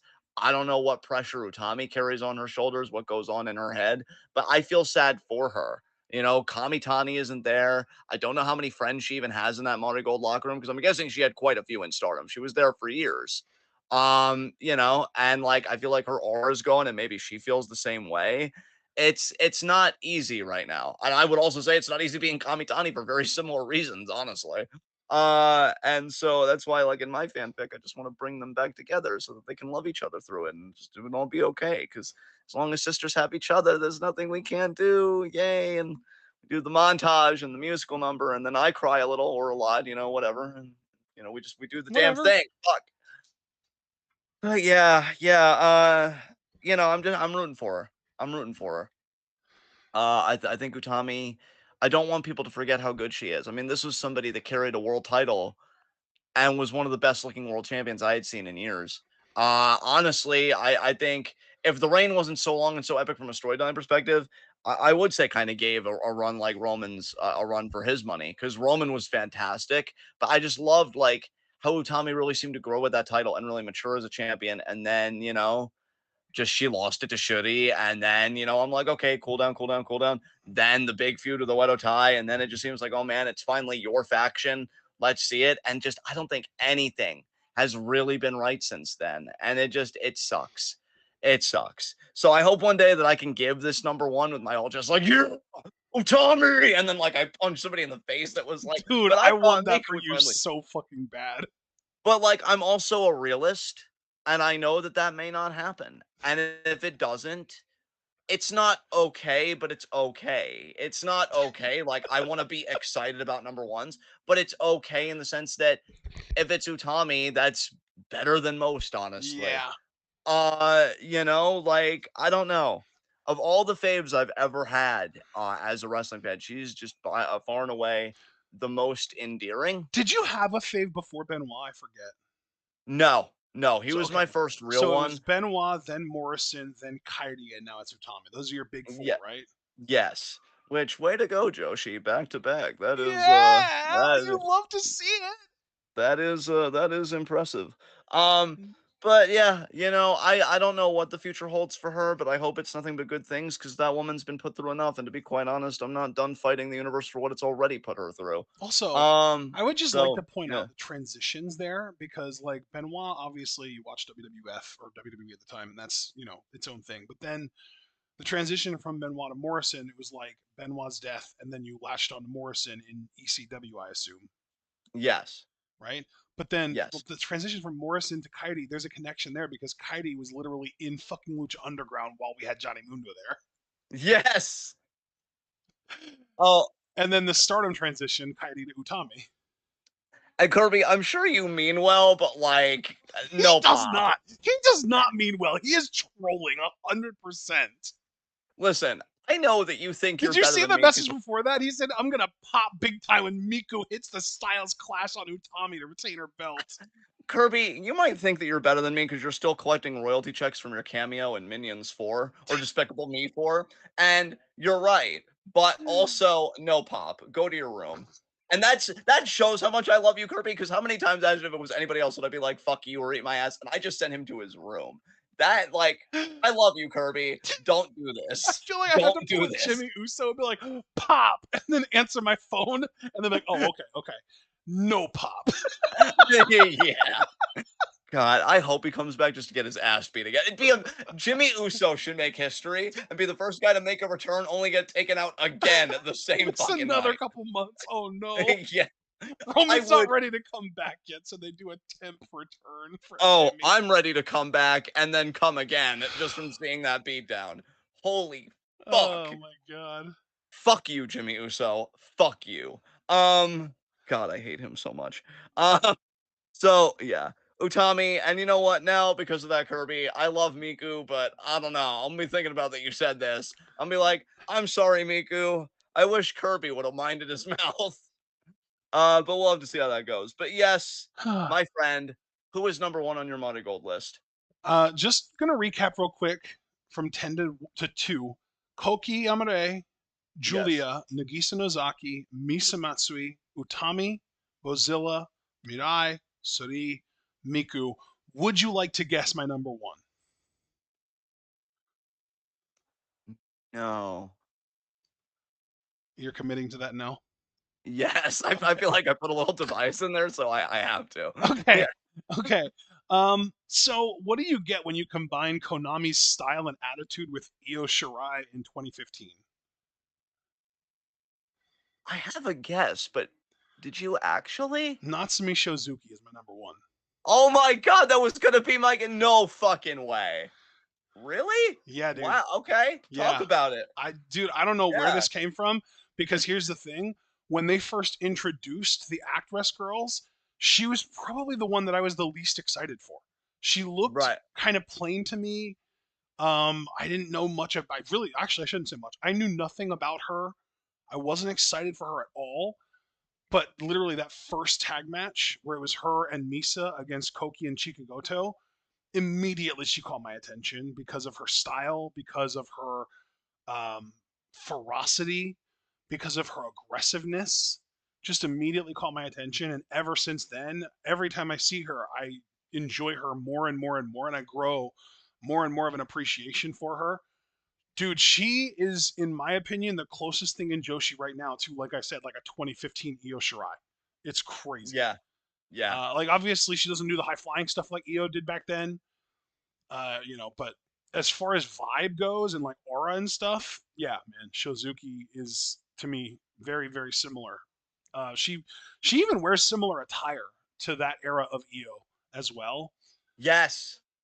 And yeah, man, it just feels like she's very influenced by EO. And a lot of the time when we say that someone was influenced by someone, it's like, oh yeah, they were influenced by them, but that doesn't mean that they are able to hold a candle to them. And like, Natsumi kind of can hold a candle to 2015 EO. She's not on that like legendary status scale or anything, but like 85% still holds a candle in my mind. You know what I mean?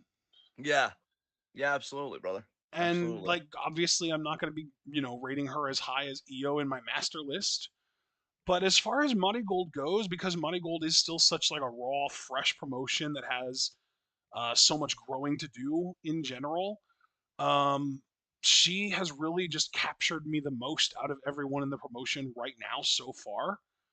And Yes. I'm very, very happy that and I would have been happy with Misa, but not as happy. But I'm just stoked that Natsumi is the inaugural super flyweight champion. I love that for her. I'm looking forward to who her first challenger is going to be. I'm guessing it. Actually, no, I can't even say that. I was going to say I'm guessing it's going to be Yuzuki, but I don't even think maybe. Yeah, I really don't know. I hope they bring someone in to challenge her. Maybe like a Mei Suruga would be cool. Oh, Um, that would be interesting. Yeah. because there just aren't that many women in Marigold that are under 100 and I think it was 110 or 120 pounds. I think it was 50 kilos. It might have been 55. I don't remember. But there aren't that many women in Marigold who are technically part of the super flyweight division. Um, Funny enough, Sari, the world champ, could literally challenge if she wanted to. But whoever her next challenger is, I'm excited because I just think that she is something special in the ring, and I just love her aura. I love her vibe. I love the way she carries herself. She definitely has like a main eventer vibe to me. Like I know that there was a point I think last month, like in June, where she was in a tag match and she was interacting, I think, with Utami. And I kind of had this moment of like, you know what? This doesn't feel out of place at all. I 100% could buy her as a world champion in this promotion. And that was like another step towards her being in my, top of my Fave Five. It was like, it was like, you know what? I really like her. And then it was like, oh man, she's really good. And then it was like, God, she's a fucking main eventer. And now it's like, damn, yeah, she's my favorite in the company right now. Yeah. Dude, that's awesome. I love that process. All right. We've still got the other list in the Universal Top 10. I know we're just shy of NXT going on the air here. I didn't think we'd cut it that close because I don't think we even started this that late We from our started it at 525. yeah, even so though, I didn't really, I didn't think we'd be cutting it this close. Well, yeah. All right. So with other, I could just say that I do not have any honorable mentions. Do you have any honorable mentions? I have a full set of five. All right, go through them. From 10 to 6, I've got Swerve Strickland, Queen Aminata, Willow Nightingale, Maria, as in like Joshi Maria, and Queen of Hearts, also known as Miyuki Takase. Excellent. Five for me. Maya Mamushi. Nice. Um, again, that comes from Sukeban. We already talked about Maya Yukihi a lot, so just copy paste that. I think if I was to see her on a regular basis, she'd be in my Universal Top 10, probably top 3 in that list. Yeah. Very special, very magnetic woman. I mean, Jesus fucking Christ. You look at these women doing other revenue streams. If this woman ever did like OnlyFans or like a wish list or a cameo or whatever, that shit would sell out like fucking gangbusters, believe me. And yeah, she's great in the ring, very solid, but as a personality, that's where I think her real strength is. And I want to see more of that. It's funny that in Sukeban, she's a babyface, and she does pull that off as well, but I think her real money is in as a heel. So I hope to see more of that in the future. But yeah, she's number 5. So who starts your other list? Kirby just asked a question. He asked us if we think Marigold will have NXT wrestlers in Dreamstar. I don't know what Dreamstar is, though. I don't either, so I can't So, answer that if Kirby, I you're going don't. to have to elaborate on what Dreamstar is before we can answer that. He said, if so, give me Sol Ruka in Marigold. But then, yeah, my number 5 is Lady Antoinette from Sukeban, aka Lisa Serra. She is really, really good. And, we've seen her in Stardom and we've seen her in Sukeban. I don't think she was in Stardom this grading period, but she was in Sukeban. So we got to see her there. And if I remember correctly, she kind of did a little bit of a carry job. Um, yeah, she did. It was against Ram Kaicho. They had their little gang warfare match, and yeah, she kind of did a carry job in that match, and yeah, she's really good. Nice. Next for me is Roosh. I Ah, I saw some of his stuff with them against MJF and AEW, and he's really turned the burners on. Really, really fucking good in ring. I've always loved his look. Can't really say much about him as a promo, but I know some AEW fans were like, "Oh, he just seems like he's on the cusp of the main event." Who fucking isn't in that company? It's like a revolving door, seemingly. I guess as long as you pop Tony enough, that'll be a good enough spot for you. But yeah, kind of makes me wish he was working somewhere else. I don't even mean WWE. I just wish we had a healthier wrestling industry because I feel like he'd be a world champion in other places. But he's here and he seems to be doing solid enough work, so I wanted to give him a nod. Who's next on your list? number 4 on my list is Commander Nakajima, and still your Sukeban World Champion, and thank Christ she is. I will say her match with you ended up being a lot better than I expected it to be, and I'm just really happy that she retained. Great performer, love her vibe, love her attire, love her look, love her in the ring. just everything about her is fantastic, and I'm really, really sad that she's going to be retiring sooner than later. I hope she sticks around at least long enough to have a proper final match in Sukeban where she can drop the title to someone more deserving. Yeah, yeah. Next for me, Joe Hendry. Ah, I saw him qualify for the six-man elimination match for oh, Slammiversary for the I world like title. that you're having Joe Hendry in other and not in NXT because you've actually been watching him in TNA. Yeah, I watched the most recent thing he did TNA, which is qualify for that match. And honestly, if I'm TNA, I'm putting the belt on him. He's super fucking over. Everybody seems to be talking about him right now because of the NXT stuff. Take advantage of your NXT and A crossover shit. Put the title on him. I mean, who else are you gonna put it on? Fucking Nemeth? Nemeth? Fuck. Um, I believe in Joe Hendry. So there you go. And I fucking love the theme song too. So there you go. Who's next on your list? Say his name and he appears. Yeah, I know. It's catchy. I gotta admit. I thought it was gonna be a man on your list, and you were gonna use that theme to segue into your stuff, and I Oh was gonna be no, like, "Oh, you're classic not Ashton." wrong. It is. It's AR Fox at number 3 for me. No, I haven't paid attention to him in a while. How's he doing? I wish that I would have been able to pay more attention to him. I've seen him wrestle a couple of matches. Unfortunately, they were all losses because Tony Khan just sees him as a glorified jobber. I've seen him lose to Shingo Takagi, and I think the other one was to Jay White, maybe. I don't remember. But yeah, I've seen him wrestle a couple of matches on Rampage, and he's just been getting a lot of buzz lately. So I wanted to give him a little bit of credit. And I love AR Fox. We need to get this man on TV more. We need to get this man a push. We need to get this man more credit and more everything. He deserves a lot. He really it's unbelievable to me that this man is so perpetually underappreciated. It's kind of crazy. Like I remember at one point there was a gimmick. Al Snow was referred to as like the best kept secret in wrestling. AR Fox feels like somehow like an even more egregious version of that because he's far more talented than Al Snow has ever been in his life, and yet people still like want to see AR Fox do stuff, and promoters just don't. Yeah, the wrestling business sucks. I'm just gonna Yeah, just gonna be yeah, it honest. Yeah, does. it just sucks. Um, Number two, and you can thank Cliff all for this. I know he was actually the first message in our chat. I think he's long gone though. If he circles back around to listen to this on the VOD, this one's for you. Hangman Adam Page, and this is exclusively because of the promo that he shared in there. I really like that promo from Hangman. And like honestly, if he would have beaten Danielson for the Owen Hart Cup, it would have had even more reason to be number two. But he lost because Tony is an action figure promoter, not an actual serious wrestling promoter. So that's cool. That's cool. But yeah, Hangman still got the goods. He's still wildly talented, and I'm glad. I was grateful to be reminded of that because man, that promo was a shock to my system. I'm like, God damn, I forgot you could do this shit. So yeah, I wanted to reward him really high on there because I want to like Hangman, man. I've always liked him, even back in his ROH days. And I don't know. I feel like AEW is like, but Danielson though, and like I like Danielson, I do, but no meat on that bone. Good luck. Who's next on your list? Number 2 for me was actually Maya Mamushi. I love her. Excellent. Possibly in an unhealthy way. I'm not sure. Yeah, yeah, Um, yeah, it's fine. No judgment. it's she is perfect after all. I don't know. Yeah. No, I mean, yeah, it's true, and we're gonna make it after all. Unlike Mary Tyler Moore, who's dead. So yeah, Wow. it's it's yeah. I look. Did I say anything wrong? Did I say? I Um, think everything I said was objectively true. you just have this tendency to weaponize truth, and I just want to point it out anyway.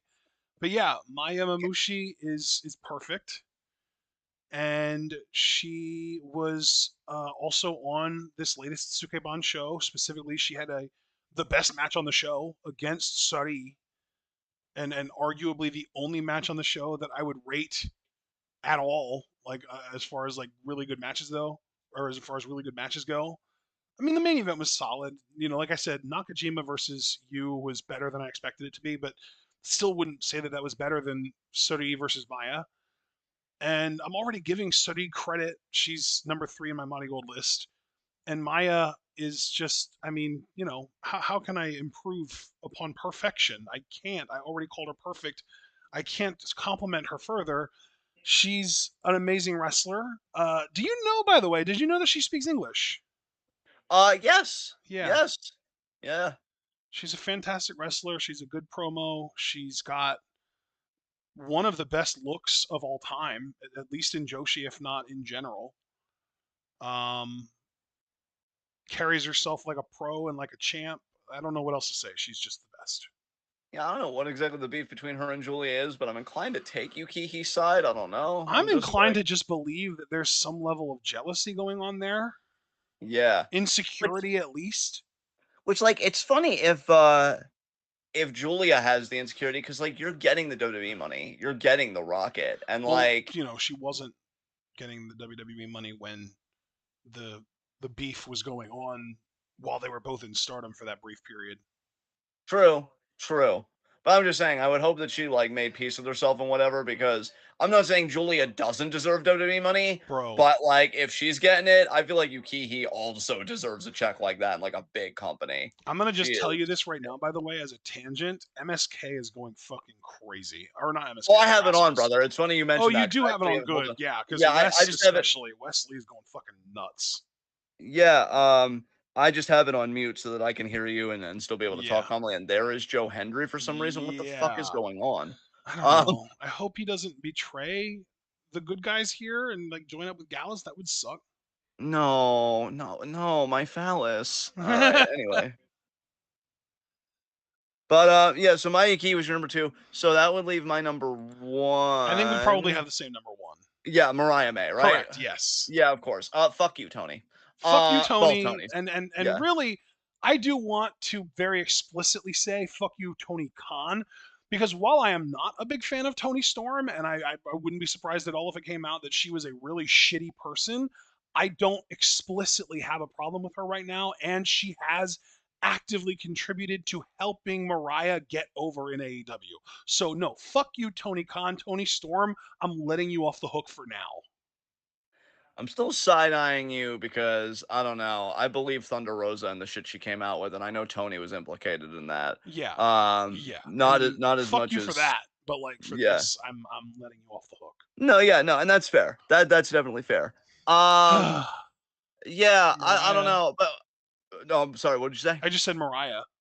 Yeah, no, Mariah's fantastic. And honestly, the only reason I said like fuck you both Tonys is because, Tony Storm, so you bled a little, quiet cry about it, Like I don't really see how that's a me You problem know or what I will Mariah's say? It problem. is. I'm gonna say fuck you to like AEW fans because they give Tony way more credit than she deserves, and they don't give Mariah as much as she deserves, even though they do give Mariah credit. I've seen Mariah get a lot of credit, and I've seen a lot of people say that Mariah Tony should main event Wembley, even over Swerve Danielson or Osprey Hangman. Who's Osprey facing at Wembley? I don't even remember. I think MJF no, Oh no, no, yeah, he's not. no, they're not. That's on Dynamite.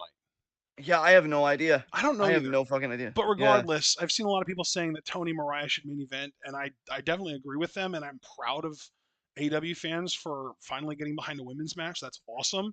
But they still don't give Mariah enough credit for everything she does, Yeah. and they still just they're way, way, way, way, way too high on Tony Storm. Tony Storm is like Tony gets way too much credit for what she Yeah. does. Tony, like, No, I would agree.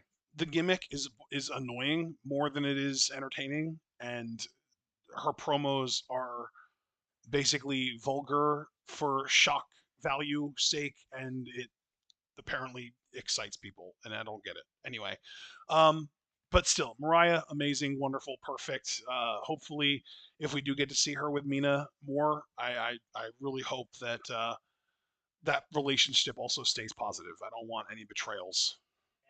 Yeah.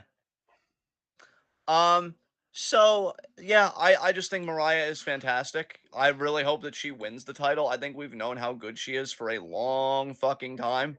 And it's just nice to see her finally cooking, honestly. Yeah, So I've got that really that's just the extent of it. If you have anything you want to add, we can get to Universal Top 10. let's do it. Who's going first? You can go first for Universal Top 10. Okay, number 10, Sari. I can say number 10 is Mariah May for me. Oh wow, I had her way higher. Number 9, Miku Aono. Same. My number 9 is also Miko Nice. Ono. So yes. Number 8, Wyatt Six. Okay, give me a second here. Number 8 for me, Roxanne Perez. Okay, number 7 for me, Natsumi Shozuki. Number 7 for me, Hanan. Nice. Number 6 for me, Mei Seda. Number 6 for me, Mina Shirakawa. Nice, nice, nice. Number 5 for me, Liv Morgan. 5 for me, Obafemi. Damn. Number 4 for me, Io. Yeah, okay. I just want to make sure that I didn't skip anyone. Number 4 for me, Io Sky. Number 4 for me, Chad Gable. Number 3 for me is Mina Shirakawa. Number 3 for me is Drew McIntyre. Wow.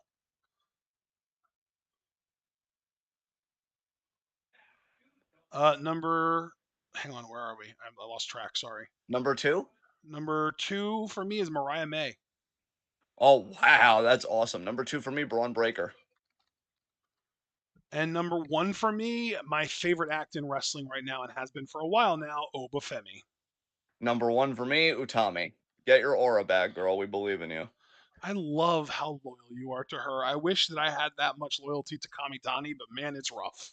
Bro, the pencil made that impossible for you. I don't blame you for that at all. All right, well. Let's write her to trust Momo. Who's writing this? Jimmy Uso? What the fuck?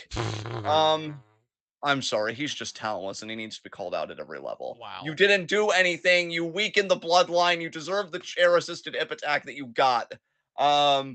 So now that I'm done being a hater, and I gotta say, it felt pretty good. Also, Miss Jamie Hater. That needs to be her number one feud, Oh, Mariah, after she wins the title. yes.